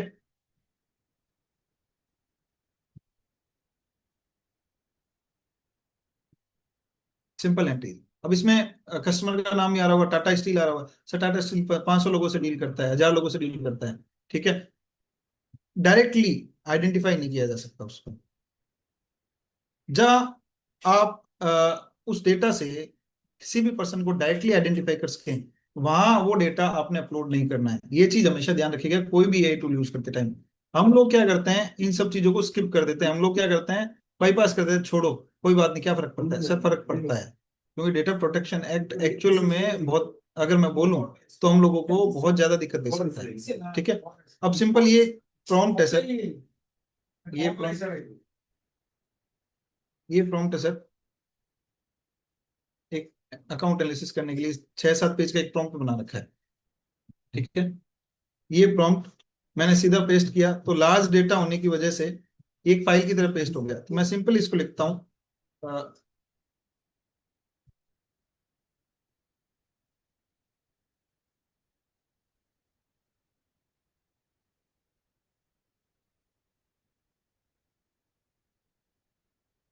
सिंपल। ठीक है सर। ये इसको प्रॉपर एनालिसिस करेगा। जब तक ये एनालिसिस करता है तो वापस अपने इस टूल पर चलते हैं, परप्लेक्सिटी पर। इसका रिजल्ट आ चुका है सर, ये देखिए। अब यहाँ पर आप बैंक से रिलेटेड जो मर्जी सर्च कीजिए, इसने मुझे मेरा पूरा बायोडाटा में बोलूं कच्चा चिट्ठा निकाल के दे दिया। ये देखिए। इवन ये इसने कहाँ कहाँ से डेटा उठाया ये आपको लिंक्स भी देता है। इससे ऑथेंटिसिटी, डेटा पर भरोसा करना है या नहीं, ये आपके ऊपर डिपेंड करता है। ठीक है सर। तो इसके बारे में अपन ज्यादा डिस्कस नहीं करेंगे, सिंपल सिंपल एक सर्च इंजन की तरह इसको काम लेना है अपन। ठीक है। एंड द मोस्ट, अगर मैं बोलूं, one of my favourite tool sir, ChatGPT में क्लोज कर देता हूं, परप्लेक्सिटी हो गया one of my favourite tool sir. Zero time जिसे मैंने बताया था, जिसको मैंने जीरो टाइम डिफाइन किया था सर, अब वो जीरो टाइम में सिंपली आपने सारे सर्कुलर्स पढ़ लेने और किसी को पता भी नहीं चलेगा। आपके स्टाफ ने सर्कुलर्स पढ़ लेने, आपको टाइम का पता भी नहीं चलेगा। उसके लिए सर टूल है नोटबुक LM। अच्छा, यहाँ पर पता क्या है सर, जो डेटा हम अपलोड करते हैं ना उसी के ऊपर रिजल्ट मिलता है अपने को। ठीक है। ये ऑल दो इसमें जनरेटिव AI का फीचर है, बट हम उस फीचर को यूज नहीं करेंगे, नहीं करेंगे। क्यों नहीं करेंगे सर? सिंपली अगर बात करूं, उस फीचर को यूज हम इसलिए नहीं करेंगे क्योंकि जनरेटिव एआई का फीचर यूज करना है तो उसके लिए तो चैट जीपीटी और परप्लेक्सिटी भी है, उसके लिए क्लाउड भी है। हम सिर्फ और सिर्फ हमारे द्वारा दिए गए डेटा को एनालिसिस करने के लिए इसको यूज करेंगे। सिंपल सर, अगर मैं आपको दिखाऊं, ये मास्टर सर्कुलर है, बहुत सारे आरबीआई के मास्टर सर्कुलर है, ठीक है सर। अब इसमें मान लीजिए मैं हाउसिंग लोन का सर्कुलर उठा लेता हूं, ठीक है, क्रिएट न्यू। अच्छा, ये यहाँ पे मैं फाइल अपलोड कर देता हूँ, ये मैंने अपलोड कर दिया।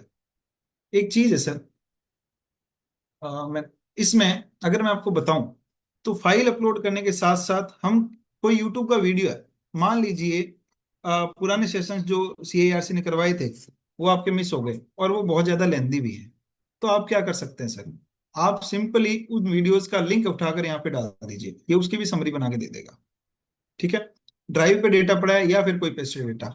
इसके अंदर एक और खास बात क्या है कि अगर आपके पास कोई चीज अवेलेबल नहीं है डेटा, तो आप यहाँ पर सर्च कर सकते हैं। फॉर एग्जांपल मैं लिखता हूँ ICI guidance note on bank audit, मेरे पास मान लीजिए वो नहीं है, मैं इसको सर्च करता हूँ, ये इंटरनेट पर सर्च करेगा, मुझे बताएगा रिसोर्स कि कहाँ से इसने डेटा उठाया है।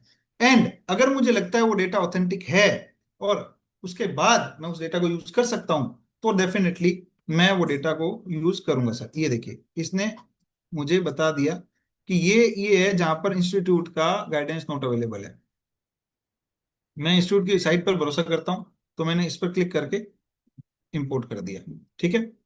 मैंने पहले एक फाइल और अपलोड करी थी, वो प्रोसेस हो गई होगी पीछे, हाउसिंग लोन की, ये देखो, ठीक है। अब इसमें सर क्या है, यहाँ पर एक ऑडियो ओवरव्यू का ऑप्शन है, ये बहुत ज्यादा अच्छा, ये हिंदी में क्यों आया, हाउसिंग लोन का, हाउसिंग फाइनेंस का सर्कुलर मैं आपको दिखाऊं।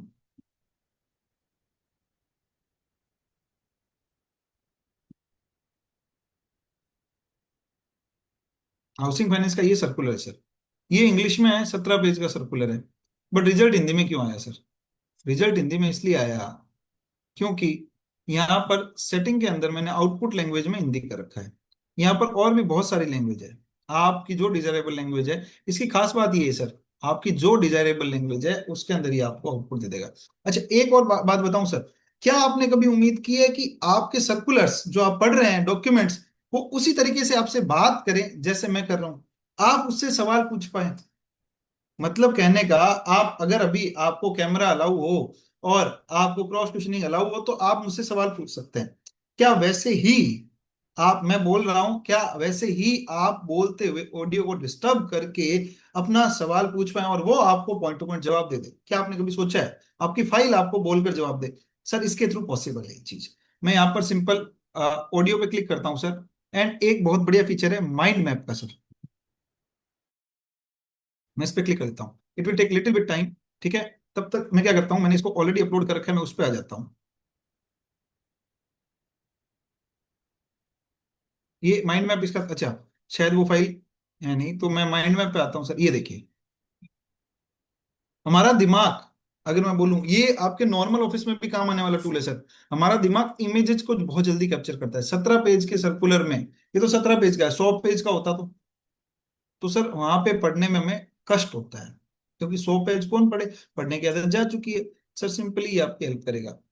मैं सिंपल, मेरे को एलटीवी में जाना है, मैं एलटीवी पे क्लिक कर देता हूँ, मेरे को एलटीवी देखनी है कि मास्टर सर्कुलर जो है आरबीआई का, वो एलटीवी के लिए क्या कहता है। एलटीवी के लिए 35 से 75 लाख के लोन में 80% एलटीवी की बात करता है।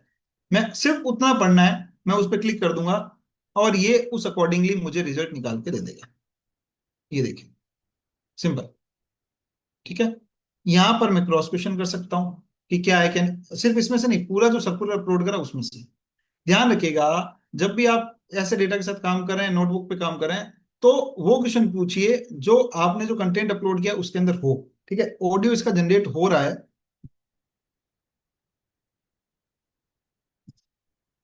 ये हमने गाइडेंस नोट अपलोड किया था सर, ये गाइडेंस नोट समरी बना दी। अब आपको जो सवाल पूछना है पूछ लीजिए, ठीक है। मेन गाइडेंस नोट कैसे हेल्प करेगा सर, इसमें प्रेम्बल में लिखा होगा ठीक है, कि ये गाइडेंस नोट क्यों इशू किया गया, कैसे हेल्प करेगा, सिंपल ये आपको बता देगा कि कैसे हेल्प करेगा। ठीक है। मैं अगर बात करूं फॉर केसीसी,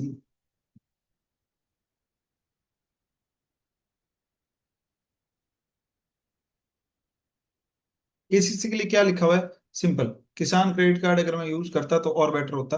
बट देखते हैं इसमें क्या लिखा हुआ है केसीसी के लिए और क्या ये आइडेंटिफाई करके देता है हमें।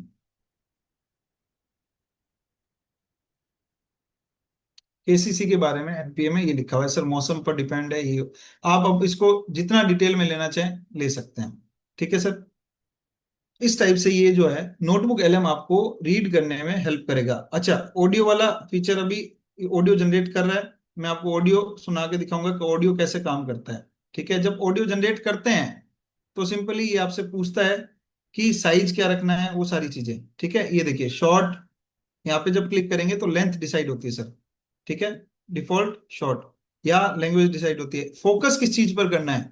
ठीक है, आपको मान लीजिए पर्टिकुलरली कोई एक चीज पर फोकस करके गाइडेंस नोट पढ़ना है या ये जो डॉक्यूमेंट है वो पढ़ना है, तो इस पर इसको इंस्ट्रक्शन दे दीजिए मुझे इस पर फोकस करना है, ये पॉडकास्ट फॉर्म में आपको सिंपल जनरेट पे क्लिक करना है और बना के दे देगा। ठीक है, अब हम शायद अकाउंट एनालिसिस पे आ जाते हैं, तब तक जब तक वहां रिजल्ट जनरेट हो रहा है तब तक ये देख लेते हैं, क्योंकि सर पहली चीजें जो टाइम लेती है थोड़ा सा, तो मैं टाइम को मैनेज करते हुए चलना है। ये मैंने अकाउंट अपलोड किया था, ये देखिए sanction limits 2 CR, outstanding this, this peak value this, ये देखिए। सिर्फ साथ साथ में देखते जाइए, आपको चीजें पता चलती जाएगी कैसे ये हेल्प मिल सकती है। डीपीडी एनालिसिस सर बहुत इंपॉर्टेंट है।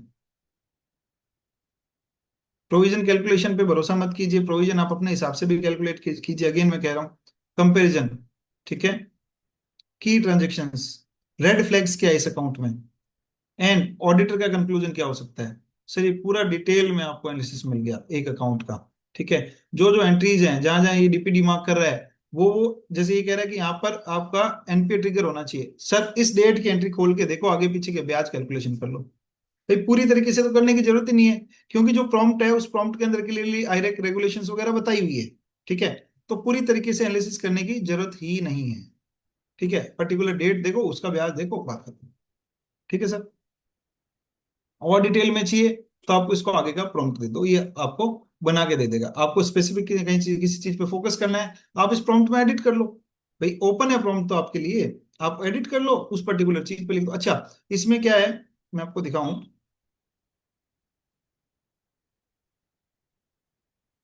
एक सेकेंड, ये देखिए इसमें कुछ चीजें आपने, ये देखिए जैसे अकाउंट नंबर, सैंक्शन लिमिट, ब्याज। ठीक है, ये चीजें आपने फिल करनी है, उसके बाद बेटर रिजल्ट आ पाएगा। हो सके तो उसका सैंक्शन लेटर, सैंक्शन लेटर कैसे सर, बोरोवर का नाम जो है वो प्रिंट आउट आपने ले लिया सैंक्शन लेटर का, बोरोवर का नाम हटा दो। ठीक है, और उसका अकाउंट नंबर हटा दो, मतलब वो सारी चीजें हटा दो जो आप जो किसी भी पर्सन को ट्रैक कर पाए, वो सारी सिंपल चीज हटानी। अदरवाइज क्या करो, सिंपली उसकी स्टॉक स्टेटमेंट होती है, सैंक्शन लेटर होता है, उसके अंदर से रिलेटेड पार्टी डिटेल निकालो, मिल जाएगी। रिलेटेड पार्टी भी इसमें डाल दो, जब रिलेटेड पार्टी आप इसमें डाल देंगे तो ये क्या करेगा, आपको रिलेटेड पार्टी ट्रांजेक्शंस भी हाईलाइट करके दे देगा। इसमें इसने नहीं करा, सॉरी, करा हुआ है, ये देखिए, क्योंकि इसमें मैंने अपना अकाउंट डाला है। ठीक है, तो इसने मोदी मोदी जो ट्रांजेक्शन है वो हाईलाइट करके दे दिए। ठीक है, इस तरीके से रिलेटेड पार्टी के जो, अगर कोई मान लीजिए राउंड ट्रिपिंग है, ठीक है, पैसा घूम रहा है बार बार, एक ही पर्सन को पैसा जा रहा है, दो स्पेसिफिक दो तीन फर्मों को पैसा जा रहा है, तो यहां से आप एनालिसिस कर सकते हो। सर 1800 एंट्री थी, ठीक है, 1800 एंट्री में इसको लगता है 126 एंट्री में एडजस्टमेंट हो सकती है। ठीक है, पैसा आया गया है, तो आप उनमें से चीजें देख लो कि क्या है क्या नहीं है। इस रिपोर्ट को डिटेल में आप एक्सेल में लिख दो, प्रॉम्प्ट के साथ लिख दो कि भाई मुझे एक्सेल में चाहिए। ठीक है, वो आपका डॉक्यूमेंटेशन भी बन जाएगा कि आपने क्या चेक करा है। सर इससे बढ़िया एनालिसिस और डॉक्यूमेंटेशन कैसे हो सकता है किसी भी अकाउंट का। आई पर्सनली फील ये सारी चीज आपको करके दे देगा। ठीक है, तो इससे प्रॉपर अकाउंट जो है वो आप ढंग से एनालिसिस कर सकते हैं। ठीक है, अगेन डेटा का ध्यान रखना है आपने सब। रेवेन्यू लीकेज सर निकाल सकते हैं आप इजीली, बट इसमें मास्टर सर्कुलर्स एंड वो सारी चीजें प्रॉम्प्ट मेरे पास है, मैं आपको दे दूंगा आप चाहें, क्योंकि टाइम लिमिटेड है। ठीक है, तो उसमें master circular sanction scheme policy जो है वो सारी चीजें आपको इसमें बतानी पड़ेगी। ठीक है, तो आपको किस टाइप की लीकेज निकल आएगी वो भी दिखा देता हूँ। इस टाइप से एक रिपोर्ट जनरेट होकर आ जाएगी। ठीक है sir, let's move forward. Audio स्टेजन, ये ये हो गया सर हमारा रिफ्लेक्सिटी के बारे में, मैंने क्लोज कर दिया। And statement analysis, statement analysis same account, वो सीसी अकाउंट था, ये ओडी अकाउंट के लिए। अच्छा, जब तक वहां ऑडियो जनरेट हो रहा है, एक दो चीज और मैं आपसे डिस्कस करना चाहूंगा सर। प्रैक्टिकली जब हम ब्रांच में हैं, आपने जो भी सीसी अकाउंट है उसकी स्टॉक स्टेटमेंट लेनी है। कब लेनी है? अच्छा, स्टॉक स्टेटमेंट एनालिसिस में आपको दिखा देता हूँ। ये स्टॉक स्टेटमेंट है, ठीक है। स्टॉक स्टेटमेंट मैं आपको प्रॉम्प्ट दे दूंगा, स्टॉक स्टेटमेंट सिंपली आप अपलोड कीजिए, ये आपको क्या बता देगा सर, कौन सा स्टॉक पुराना है, कौन सा स्टॉक पुराना है, कौन सा स्टॉक नया है, कौन सा डेटर बार बार रूप बदल के आता है। रूप बदलने का मतलब समझ रहे हैं सर? रूप बदलने का मतलब है कि मिस्टर ए है, ठीक है, 80,000 रुपये ड्यू है मान लीजिए, ठीक है, 3 महीने 90 दिन के डेटर्स पर लोन होता है, 3 महीने बाद मिस्टर ए का रूप बदल के मिस्टर सी हो जाता है स्टॉक स्टेटमेंट में, ठीक है, हमें लगता है नया है, ठीक है, 3 महीने बाद वो वापस घूम के मिस्टर ए आ जाता है। तो क्या कीजिए, स्टाफ को बोलिए कि भाई इसको क्या करे, स्कैन करे स्टॉक वैल्यू और डेटा लिस्ट को, ठीक है, ऊपर से क्लाइंट का नाम हटा दो, डेटा लिस्ट है सिंपल, ठीक है, और उसको अपलोड कर दो, अपलोड करके उसको एनालिसिस करवाओ सर। यू विल फाउंड कि कौन क्या चल रहा है, कितना स्टॉक पुराना है, और वो पूरा प्रॉपर उसको एनालिसिस करके दे देगा, ठीक है। प्राइवेट आइडेंटिटी सिर्फ उसको हटा दो, उसके बाद में आप जो मर्जी अपलोड करो, जब तक प्राइवेट आइडेंटिटी रिवील नहीं हो रही है तब तक डीपीडीपी एक्ट जो है वो आप पर अप्लीकेबल नहीं है। प्राइवेट आइडेंटिटी को रिवील नहीं करना है आपको, ठीक है। एंड अच्छा, एक सवाल आता है सर, स्टॉक स्टेटमेंट की बात हो रही थी तो अगर मैं बताऊं स्टॉक स्टेटमेंट में, सर स्टॉक स्टेटमेंट हमने ले ली, ठीक है, स्टॉक स्टेटमेंट अभी ले ली हमने, एनालिसिस कर लिया। अब सर आप स्टॉक स्टेटमेंट और बैलेंस शीट लीजिए मार्च 25 की, मार्च 25 के स्टॉक स्टेटमेंट और बैलेंस शीट के लिए आपको एक्सक्यूज नहीं है, उसकी ऑडिट प्रॉपर हो चुकी है। सर यहाँ पे एनपीए कैसे निकल सकता है, सिंपली आप लेते भी होंगे, ठीक है। अब आप उसमें देखिए भाई क्या है, सितंबर तक, जब तक स्टेट ऑडिट तो अप्रैल में हो जाती है, सितंबर तक पिछले साल का क्या कर रहा था कस्टमर, प्रोविजन प्रोविजन नाम से स्टॉक स्टेटमेंट दे रहा था, ठीक है। अब सिंपली सर उस स्टॉक स्टेटमेंट और बैलेंस शीट में स्टॉक में कहीं ना कहीं मिस्टेक्स मिलेगी आपको। देखिए वो कितना गैप है, क्या वो गैप आपकी डीपी से अगर मैं रिड्यूस कर दूं तो क्या उसके लिमिट जो है वो जस्टिफाई हो रही है? सिंपल है सर, 2025 के लिए नहीं आपने, ठीक है। अब 2025 की बैलेंस शीट के लिए तो वैसे ही कोई मना नहीं कर सकता, अगर रिकॉर्ड्स में नहीं है मंगवाइए, अगर रिकॉर्ड्स में नहीं है मंगवाइए, आपके पास अधिकार है, अधिकारों का इस्तेमाल करना सीखना है सर, अधिकारों का इस्तेमाल करना है, सिंपल सी बात है। नहीं है तो क्लियरली बोलिए कि भैया मंगवा के दे, नहीं तो मैं इस अकाउंट को कंसिडर कर रहा हूँ, क्योंकि वैसा बिना उसके तुमने चीजों का एनालिसिस कैसे किया, लिमिट कैसे सेट करी। स्टॉक स्टेटमेंट, अच्छा बाद में सवाल आता है सर कि पर्टिकुलर डेट की स्टॉक स्टेटमेंट नहीं मिलती हमें, आगे पीछे की मिलती है, कोई बात नहीं, 31 की नहीं है, कोई बात नहीं, 25 मार्च की है या 5 अप्रैल की है, सर आप परचेज सेल का डेटा मंगवा लीजिए, जीएसटी रिटर्न होती है, ठीक है, परचेज का लेजर मंगवाइए, 30 तारीख का स्टॉक निकालना कोई बड़ी बात नहीं है हमारे लिए। सर वहां पे गैप मिलेगा ही मिलेगा, वहां पे डेफिनेटली गैप मिलेगा, और वो गैप ही आपको अकाउंट को कैसे आगे एनालिसिस करना है उसमें बहुत हेल्प करने वाला है। वो गैप कहीं ना कहीं लिमिट को जस्टिफाई नहीं करेगा, लिमिट को जस्टिफाई नहीं करेगा देन सर अकाउंट जो है वो कहीं ना कहीं एनपीए होना चाहिए, ठीक है सर। अच्छा, फिर आता है, मान लीजिए क्रॉस क्वेश्चन आता है कि मान लीजिए बीच में स्टॉक ऑडिट हुई, सर स्टॉक ऑडिट हुई और स्टॉक ऑडिट रिपोर्टर ने स्टॉक ऑडिटर ने सब कुछ ओके कर दिया, क्या एज ए स्टैट्यूटरी ऑडिटर आप स्टॉक ऑडिटर की रिपोर्ट से बाउंड हैं? सर जवाब है नहीं, हम as a statutory auditor stock auditor की रिपोर्ट से बाउंड नहीं है। आपको आपकी जस्टिफिकेशन, आपको आपके काम पर रिलाई करना है, सिंपल, ठीक है। विजिट कर लेने से आपको बहुत सारी चीजें पता चलेगी, विजिट ज्यादा नहीं हो सकती, एक दो काउंट, अगर एक दो बोरोवर आप या आपका स्टाफ कोई भी विजिट कर पाए तो डेफिनेटली विजिट कीजिए, ठीक है। और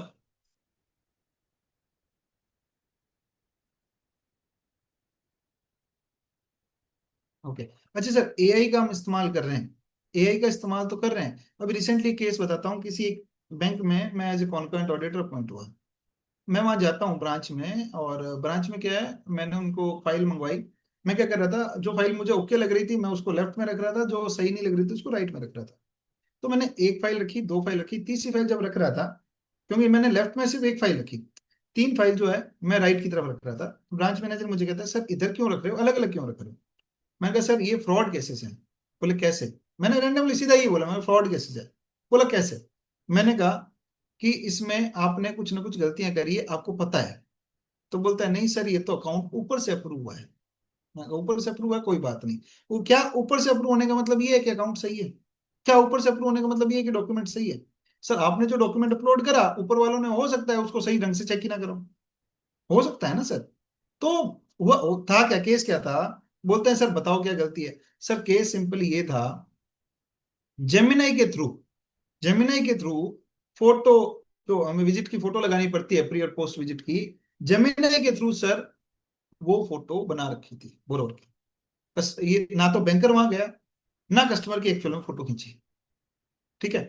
उसमें जेमिनी का लोगो आ रहा था। तो सर आप जिस ब्रांच में हैं, ध्यान रखिएगा कि ये चीज ना हो, जो भी पोस्ट विजिट या प्री विजिट में फोटो लगी हुई है, प्रॉपर फोटो। तो ब्रांच मैनेजर मुझे कहता है सर इसमें तो हम हटा देंगे। हटाने की बात नहीं है, आपने कराई क्यों? सिंपली। तो सर वो कहीं ना कहीं एक फ्रॉड केस है, एक रेड फ्लैग है कि ब्रांच मैनेजर लापरवाह है। तो सर और भी बहुत सारे केस निकल सकते हैं।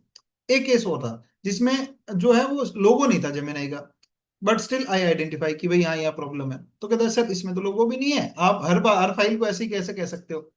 मैंने कहा देखो बेवकूफ तो बनाओ मत। रीजन क्या था? कहता है सर कैसे? सिंपली उसको टाइम स्टैम्प दिखाई। Sir time stamp GPS photo जो होती है वो भी एआई के थ्रू जनरेट की जा सकती है। सिंपली उसको टाइम स्टैम्प दिखाई। वो ये भूल गया फोटो जब जनरेट कर रहा था, तो कि मेरा बैकग्राउंड अगर ये है, सुबह 7:24 मिनट 29 सेकंड, मुझे एग्जैक्ट टाइम याद है अभी भी फोटो का, मैं मेरा बैकग्राउंड ये है, then how it is possible कि 7:24 मिनट 29 सेकंड पर ही मेरा बैकग्राउंड चेंज होकर एक फोटो प्री में लग जाए, एक फोटो पोस्ट में लग जाए? पॉसिबल ही नहीं है। तो सर कहीं ना कहीं एआई के ड्रॉबैक भी हैं। तो ये सारी चीजें हमें ध्यान रखनी पड़ेगी सर। ठीक है? देखते हैं ऑडियो जनरेट हो गया हो तो। ऑडियो जनरेट हो गया है सर। अगर आप तक ऑडियो पहुंच पाए। जरा कल्पना कीजिए, कोई अपनी जिंदगी भर की पाई पाई जोड़ता है, एक घर आपको खरीदने का अगर सपना ऑडियो देखता है सुनाई और दे रहा हो बैंक से तो बड़ा ठीक सा है, लोन ले लेता अदरवाइज है। हाँ, और फिर किसी चमकते हुए नए। ये बेसिकली पॉडकास्ट फॉर्मेट जनरेट कर देता है। अदरवाइज आप इस पे क्लिक करेंगे, पहले इस पे क्लिक करेंगे ऑडियो जनरेट हो जाएगा, और इस पे क्लिक करके आप ऑडियो सुन सकते हैं। इसको डाउनलोड किया जा सकता है। ठीक है? फोन में डाउनलोड कर लिए सर्कुलर्स और जो गाइडेंस नोट है वो आते जाते सर सुन लो, चीजें कवर हो जाएगी। फ्लाइट में जा रहे हो, अगर ऑडिट शुरू नहीं करी है या अगली ऑडिट के लिए जा रहे हो, फ्लाइट में जा रहे हो सर, ईयरफोन लगाओ और गाइडेंस नोट सुन लो, और जो सर्कुलर है वो सुन लो। सर आपका काम हो जाएगा। आपको चीजें ऊपर से भी पता है ना, तो इसका मतलब आप ये समझो कि जहां पे भी कुछ कमी या फिर जहां पे भी कुछ वो निकलता है, तो आपको पता है कि मास्टर सर्कुलर में कुछ ना कुछ उसके रिगार्डिंग लिखा हुआ है, आप हाथ हाथ खोल के देख सकते हो। बट उसकी कंडीशन ये है कि आपको पता होना चाहिए। ठीक है सर? तो इस तरीके से ये हेल्प कर सकता है। अच्छा नई प्रोजेक्ट में वो सारा पैसा लगा देता है। ठीक है, ये ऑडियो क्या, यहाँ पर आपने अब आपका क्रॉस क्वेश्चन होना चाहिए। मैंने ये बोला था कि पीडीएफ आपसे बात करे, वो कैसे होगा? सर वो ऑनलाइन होगा। जब आप इसकी लैंग्वेज इंग्लिश कर देते हैं, तो इंग्लिश में जब ऑडियो जनरेट करेंगे तो यहाँ पर एक हाथ का फंक्शन और ओपन हो जाएगा। उस पर क्लिक करेंगे तो इस ऑडियो के बीच में आप डायरेक्टली अपना जो पॉइंट है वो रखकर क्वेश्चन कर सकते हैं। ठीक है? लेकिन ये सिर्फ इंग्लिश में। ठीक है? बाकी फीचर्स भी हैं। हमारे लिए काम के दो फीचर्स थे, तो मैंने आपको ये एक्सप्लेन कर दी प्रॉपरली, पर बैंक ऑडिट पर्पज ओनली। ठीक है सर? अब आता हूं सर, अब इसमें क्या है कि मान लीजिए बेनामी, बेनामी डोरमेंट अकाउंट्स, ये सारी चीजें हैं मान लीजिए। ठीक है? या मेरा नाम उत्तम है, मेरे फादर का नाम है। ठीक है? हो सकता है सेम नाम से कोई और पर्सन भी एग्जिस्ट करता हो। ठीक है? एक मिनट, मैं तब तक जब तक एक्सप्लेन कर रहा हूँ प्रॉम्प्ट रन करके बता देता हूँ आपको। अब यहाँ पर क्या हुआ, हमने, एक सेकेंड, ऑलरेडी चीजें जो है वो बदल रखी है।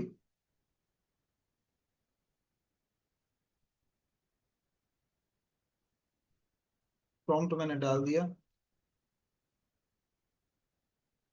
ये मेरी लोन बैलेंस फाइल जो थी वो मैं कर रहा हूँ।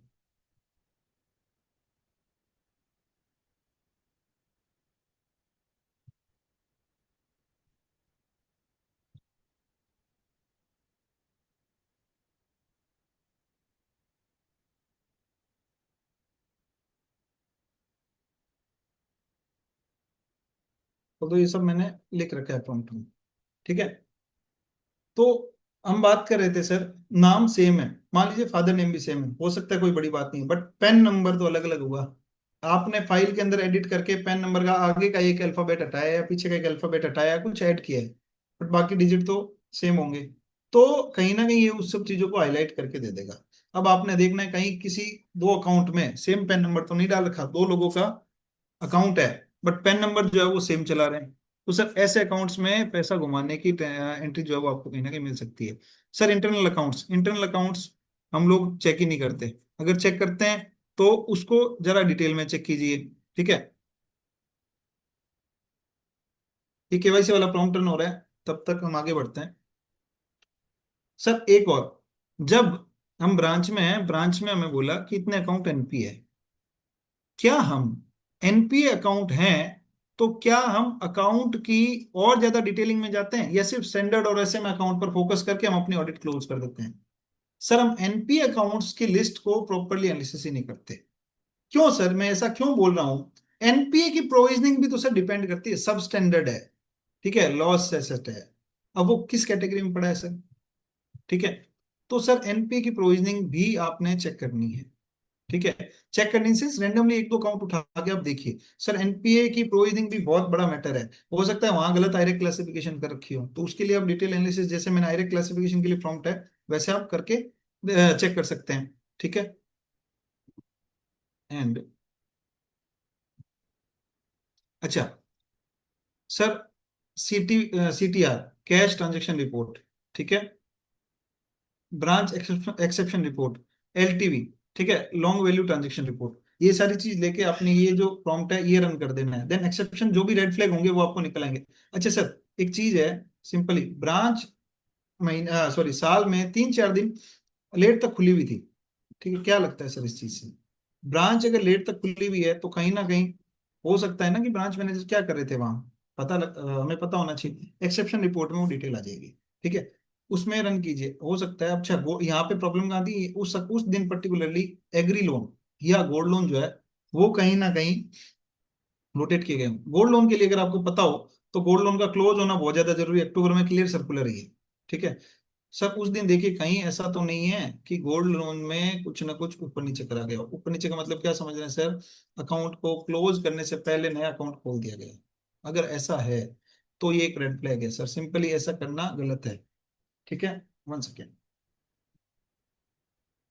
तो सर ऐसा नहीं होना चाहिए, अकाउंट प्रॉपर क्लोज होना चाहिए, उसका वाउचर आपने देखना है गोल्ड लोन में। ठीक है सर, गोल्ड लोन में वाउचर देखे बिना आपने उसको आगे नहीं बढ़ना है, क्योंकि वाउचर क्योंकि सर क्या होता है, अगर बहुत सारी एंट्रियां करी है, ठीक है, बहुत सारे अकाउंट्स के साथ ऐसा करा है, तो कहीं ना कहीं गलती के चांसेस बढ़ जाते हैं, तो ये चीज एक्सेप्शन रिपोर्ट से पता चल जाएगी भी किस दिन लेट तक बैठे बैठे थे। ठीक है, जनरल पब्लिक डीलिंग हो रही है तो ये सारे काम जो है वो कहीं ना कहीं रुकते हैं, इसलिए नहीं किए जाते। आपने सिंपल ये देखना है, वाउचर्स सर, वाउचर्स पर फोकस अगर हम करें, वाउचर्स में बहुत ज्यादा एरर्स मिलने के चांसेस होते हैं। सर क्या एरर्स? सर मैंने पोस्ट डेटेड चेक्स भी क्लियर होते देखे हैं, पोस्ट डेटेड चेक्स क्लियर हो जाते हैं, 5 दिन बाद का चेक है वो क्लियर हो गया। सर 2025-26 जनवरी का वाउचर चेक कीजिए, 25 मिलेगा लिखा हुआ, चेक्स के अंदर 25 मिलेगा। ठीक है, तो सर 25 के चेक कैसे 26 में क्लियर हो गए, अगर 3 महीने ऊपर है तो, मतलब 90 दिन का नहीं होना चाहिए। ठीक है, और उसके अलावा वाउचर्स पर डेट नहीं होती, वाउचर पर डेट मिसिंग है, तो ये सारी चीजें बेसिकली कहीं ना कहीं आपको ये इंटरनल कंट्रोल्स दिखाती है सर, तो आईसीएफआर भी करना है हमें, तो ये इंटरनल कंट्रोल को कहीं ना कहीं हाईलाइट करती है, तो हमें उन सब चीजों में वाउचर्स भी देखने हैं। आप वाउचर्स उठा लीजिए, सैंपल कर लीजिए, रैंडमली उठा लीजिए, कोई दिक्कत नहीं है। सर चेक्स के अंदर लिटरली बताऊं उस पर स्टैंप नहीं है, साइन नहीं है, ऐसी चीजें भी देखी गई है। होता क्या है, बड़ा बोरोवर है, ठीक है, वो चेक भेज देता है, चेक भेज दिया, बोले हाँ ठीक है साइन हो जाएंगे, ठीक है, स्टैंप नहीं है, मान लीजिए फर्म की स्टैंप नहीं है, और फर्म की स्टैंप इसमें एज ए रजिस्टर्ड है, एज ए सिग्नेचर रजिस्टर्ड है। सर वो चीज जरूरी है ना कहीं कंप्लाइंस ब्रीच हो रहा है। ठीक है, ये प्रॉम्प्ट अब तक रन हो रहा है, and then sir agri advance की अगर हम बात करें, गोल्ड लोन हम डिस्कस कर चुके हैं, एग्री एडवांस की अगर हम बात करें,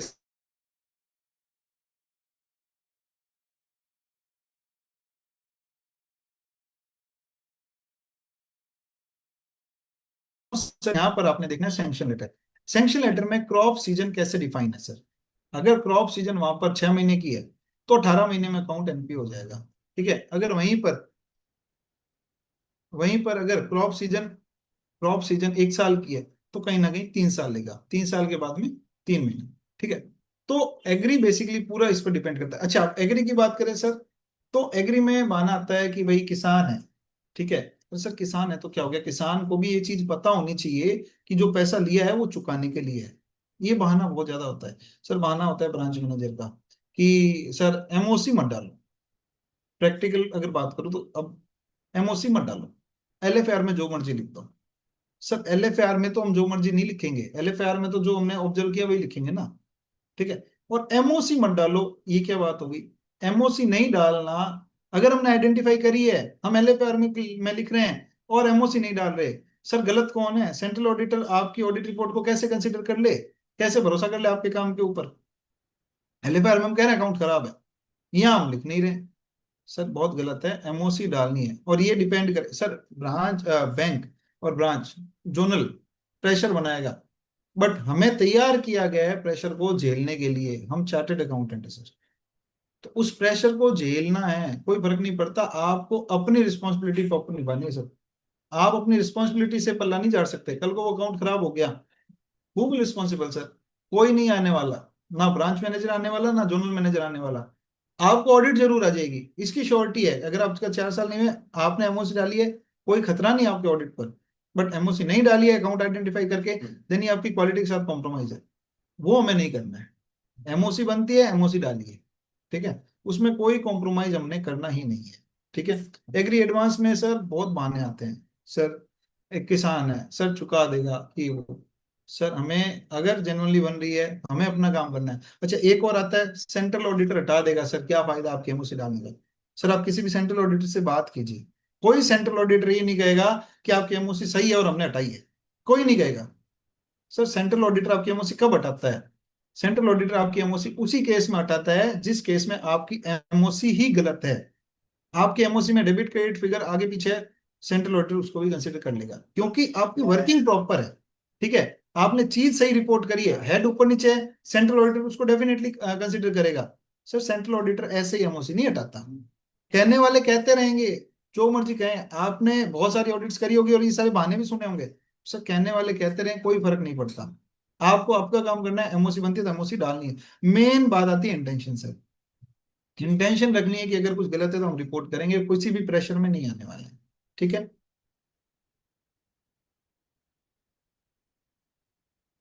कि ये अभी भी रन हो रहा है, मैंने क्या रन किया था? ओके, केवाईसी रन किया था।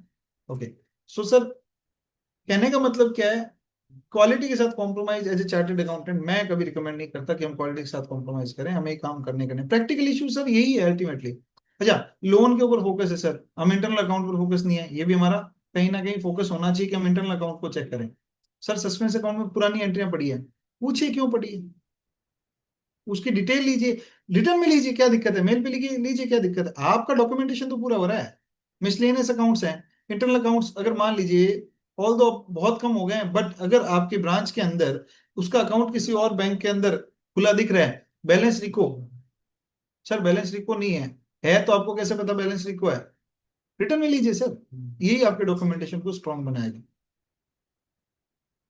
ठीक है, देन ये जो मैं आपको बता रहा था सर एक्सेप्शनल रिपोर्ट्स वगैरह, ये आपने प्रॉम्प्ट के साथ में रन कर देनी है। ठीक है, एक सेकेंड, ये फाइल सर जनरेट हो गई। ये सर डुप्लीकेट केवाईसी एंड बेनामी ट्रांजेक्शन, इन सब चीजों को आइडेंटिफाई करने के लिए थी। ये देखिए सर, मैंने जो फाइल अपलोड करी उसमें डुप्लीकेट नेम है ये। ठीक है, 27 डुप्लीकेट नेम निकले। सेम प्रोडक्ट में डुप्लीकेट सर 3 है, यहाँ पर सर सेम प्रोडक्ट में डुप्लीकेट, यहाँ पर आपको रेड फ्लैग दिख जाना चाहिए। ठीक है, जेंडर मिसमैच, मिसेज लगा रखा है, आगे मेल लिख रखा है।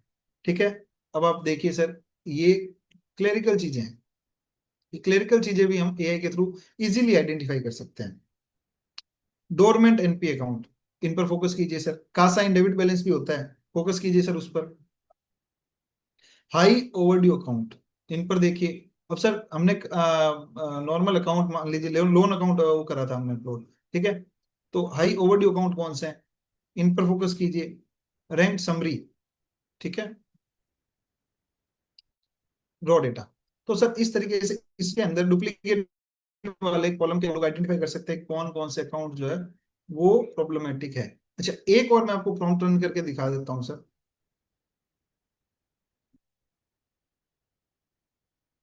देखिए इसे, सिंपल मैंने फाइल अपलोड करी, ये मेरा प्रॉम्प्ट है, इसको मैं रन कर रहा हूँ। ये आपको मान लीजिए जितने भी अकाउंट्स है उसमें से कुछ अकाउंट हाईलाइट करके दे देगा जो आपने चेक करना, ठीक है। Simple sir, 100 account, 200 account, 500 account या 1000 अकाउंट है, उसमें से 20 या 50 अकाउंट निकाल के दे दिए जाए, 500 अकाउंट में से 20 अकाउंट निकाल के दे दे, 50 अकाउंट निकाल के दे दे, तो सर आपका काम कहीं ना कहीं आसान हो जाएगा, ठीक है। तो ये प्रॉम्प्ट आपका वो काम करने वाला है, ठीक है। परप्लेक्सिटी हम डिस्कस कर चुके हैं। अच्छा, तब तक अगर मैं एक चीज और बताऊं सर, ये क्लॉड एआई है। क्लॉड एआई के through as a chartered accountant और क्या किया जा सकता है अगर मैं बात करूं, सर आप इससे अपना टूल, बैंक ऑडिट के लिए भी और नॉर्मल भी, आप इससे अपना टूल डेवलप करवा सकते हैं। ये देखिए सर, मैं आपको एक दिखाता हूं। जो कन्वर्जन का टूल था सर, ठीक है, इस टाइप के टूल्स जनरेट करवाए जा सकते हैं जो आपके काम में हेल्प कर सकते हैं, ठीक है। इस टाइप के टूल्स जो है वो डेवलप करवाए जा सकते हैं। अच्छा, उसके अलावा सर एक दो टूल्स और हैं, वो मैं आपके साथ शेयर कर दूंगा।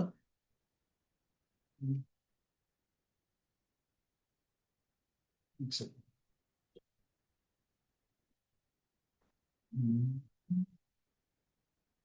सर एक और टूल है, ये मैं आपके साथ शेयर कर दूंगा, कोई दिक्कत नहीं है।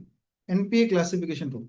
सर सिंपल, क्या अकाउंट का क्या स्टेटस होना चाहिए, ठीक है, नहीं समझ आ रहा, सिंपल यहाँ पर अकाउंट का टाइप डालो, ठीक है। ये हमारे किसी प्रोफेशनल मित्र ने बनाया हुआ है, ठीक है, तो डेफिनेटली उसका यूज करना चाहिए। ज्ञान और आज के टाइम में यही टूल जहां मिल जाए उसका इस्तेमाल कर लो, ठीक है।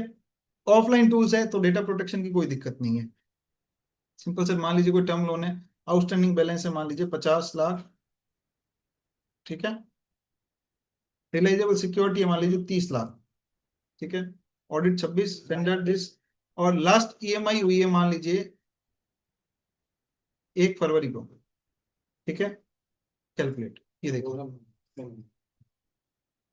एनपी डेट का वैसा इसकी 2 मई 2026 इसकी एनपी डेट निकलेगी, ठीक है। अब ये सर इससे बढ़िया डॉक्यूमेंटेशन क्या हो सकता है, सीधा प्रिंट कीजिए, प्रिंट का ऑप्शन है। जो अकाउंट आपने एनालिसिस करे, ये एक तरह से आपके पास रिकॉर्ड में भी रह गए कि आपने ये अकाउंट चेक करे थे। ये टूल्स मैं आपको दे दूंगा सर, ठीक है। भी अपलोड ही कर देता हूँ और मिनट, ताकि आपको मिल जाए।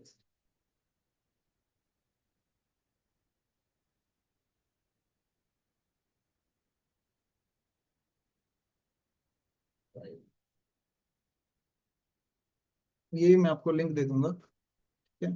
ओके, देन ये अभी तक एनालिसिस हो रहा है।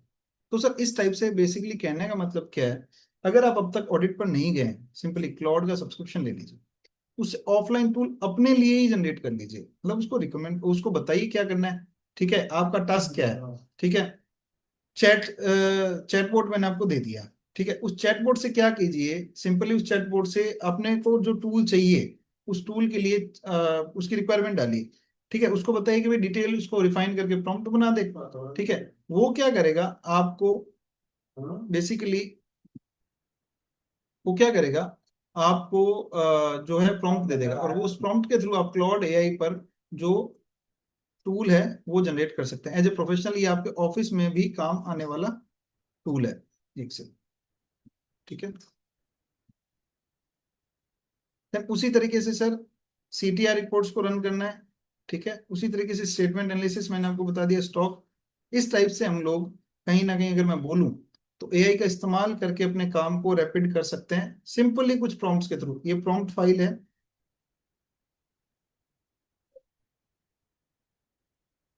हम्म, ये प्रॉम्प्ट फाइल है, ये मैं अभी चेयरमैन साहब को दे दूंगा, चेयरमैन साहब जो है वो दोनों लिंक आपको प्रोवाइड कर देंगे, ठीक है। जो भी ग्रुप है उसमें प्रोवाइड कर देंगे, नहीं तो आप मुझसे कांटेक्ट करके भी ले सकते हैं, मैं आपको शेयर कर दूंगा। ठीक है, बस इसका एक बार आउटपुट मैं आपको दिखाऊं, देन आगे बढ़ते हैं।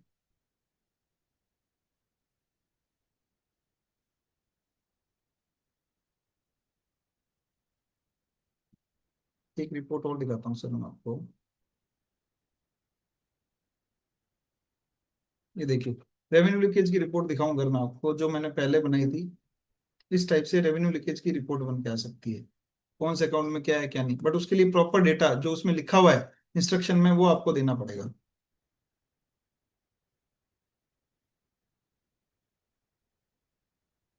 ये देखिए सर, ये फाइल जनरेट हो गई है। ये ये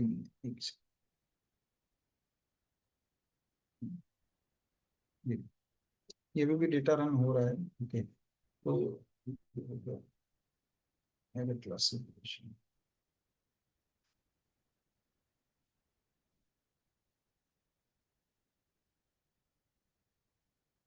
ये देखिए इस टाइप से डीपीडी ब्रेकडाउन, ऑडिट समरी, कुछ अकाउंट्स इसमें अगर आप चाहें तो कुछ अकाउंट्स भी हाईलाइट करके ये आपको दे सकता है। ठीक है, इस टाइप से फाइल जो वो जनरेट हो जाएगी। अपना जो प्रॉम्प्ट है वो भी रन हो रहा है, टाइम ले रहा है, इसलिए मैंने आपको पहले का कुछ एक आउटपुट बताया, आउटपुट दे दिया।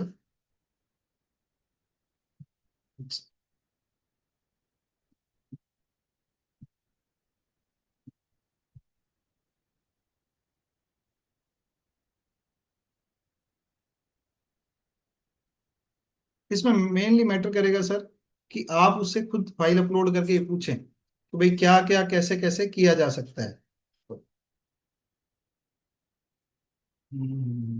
ठीक है, ओके। तो परप्लेक्सिटी हमने यूज कर लिया, वो फाइल आप लोग जनरेट कर लीजिए। आई थिंक कुछ टेक्निकल इशू है, इस वजह से वो प्रॉम्प्ट जो है वो हट गया, तो ये थोड़ा सा टाइम ले रहा था। बट ये प्रॉम्प्ट मैं आप लोगों के साथ शेयर कर दूंगा, जिससे आप लोगों का काम और ज्यादा आसान हो जाएगा। ठीक है सर, नोटबुक एलएम हम लोग डेफिनेटली यूज करें, मोस्ट रिकमेंडेड है। सो टाइम को ध्यान में रखते हुए मैं यहाँ पर जो है सेशन को विराम देना चाहूंगा सर। बाकी अगर कोई भी क्वेरी हो आप मुझसे कभी भी कांटेक्ट कर सकते हैं। Thank you so much. Thank you. Over to you sir.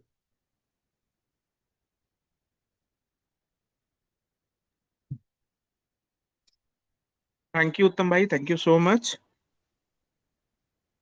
Thank you sir, thank you. मैं आपको सर सर आप, शेयर कर दूंगा, तो वो जो फाइल्स है आप जो ग्रुप्स है एक बार उनमें अगर दे पाए तो। हाँ हाँ, मैं आप फाइल्स मुझे शेयर कर देंगे तो मैं अभी सीआईआरसी के डेटाबेस में अपलोड करा के उसका लिंक सारे ग्रुप्स में शेयर कर देता हूँ, ताकि मेंबर्स उसको डाउनलोड कर सकते हो और उसको यूज कर सकते हो। बस मेंबर्स ध्यान डेफिनेटली। रखें डेटा प्रोटेक्शन एक्ट का सर, वो बहुत ज्यादा राइट। जरूरी है। हाँ definitely sir, data protection act को पूरा ध्यान में रखना पड़ेगा हमारे मेंबर्स को।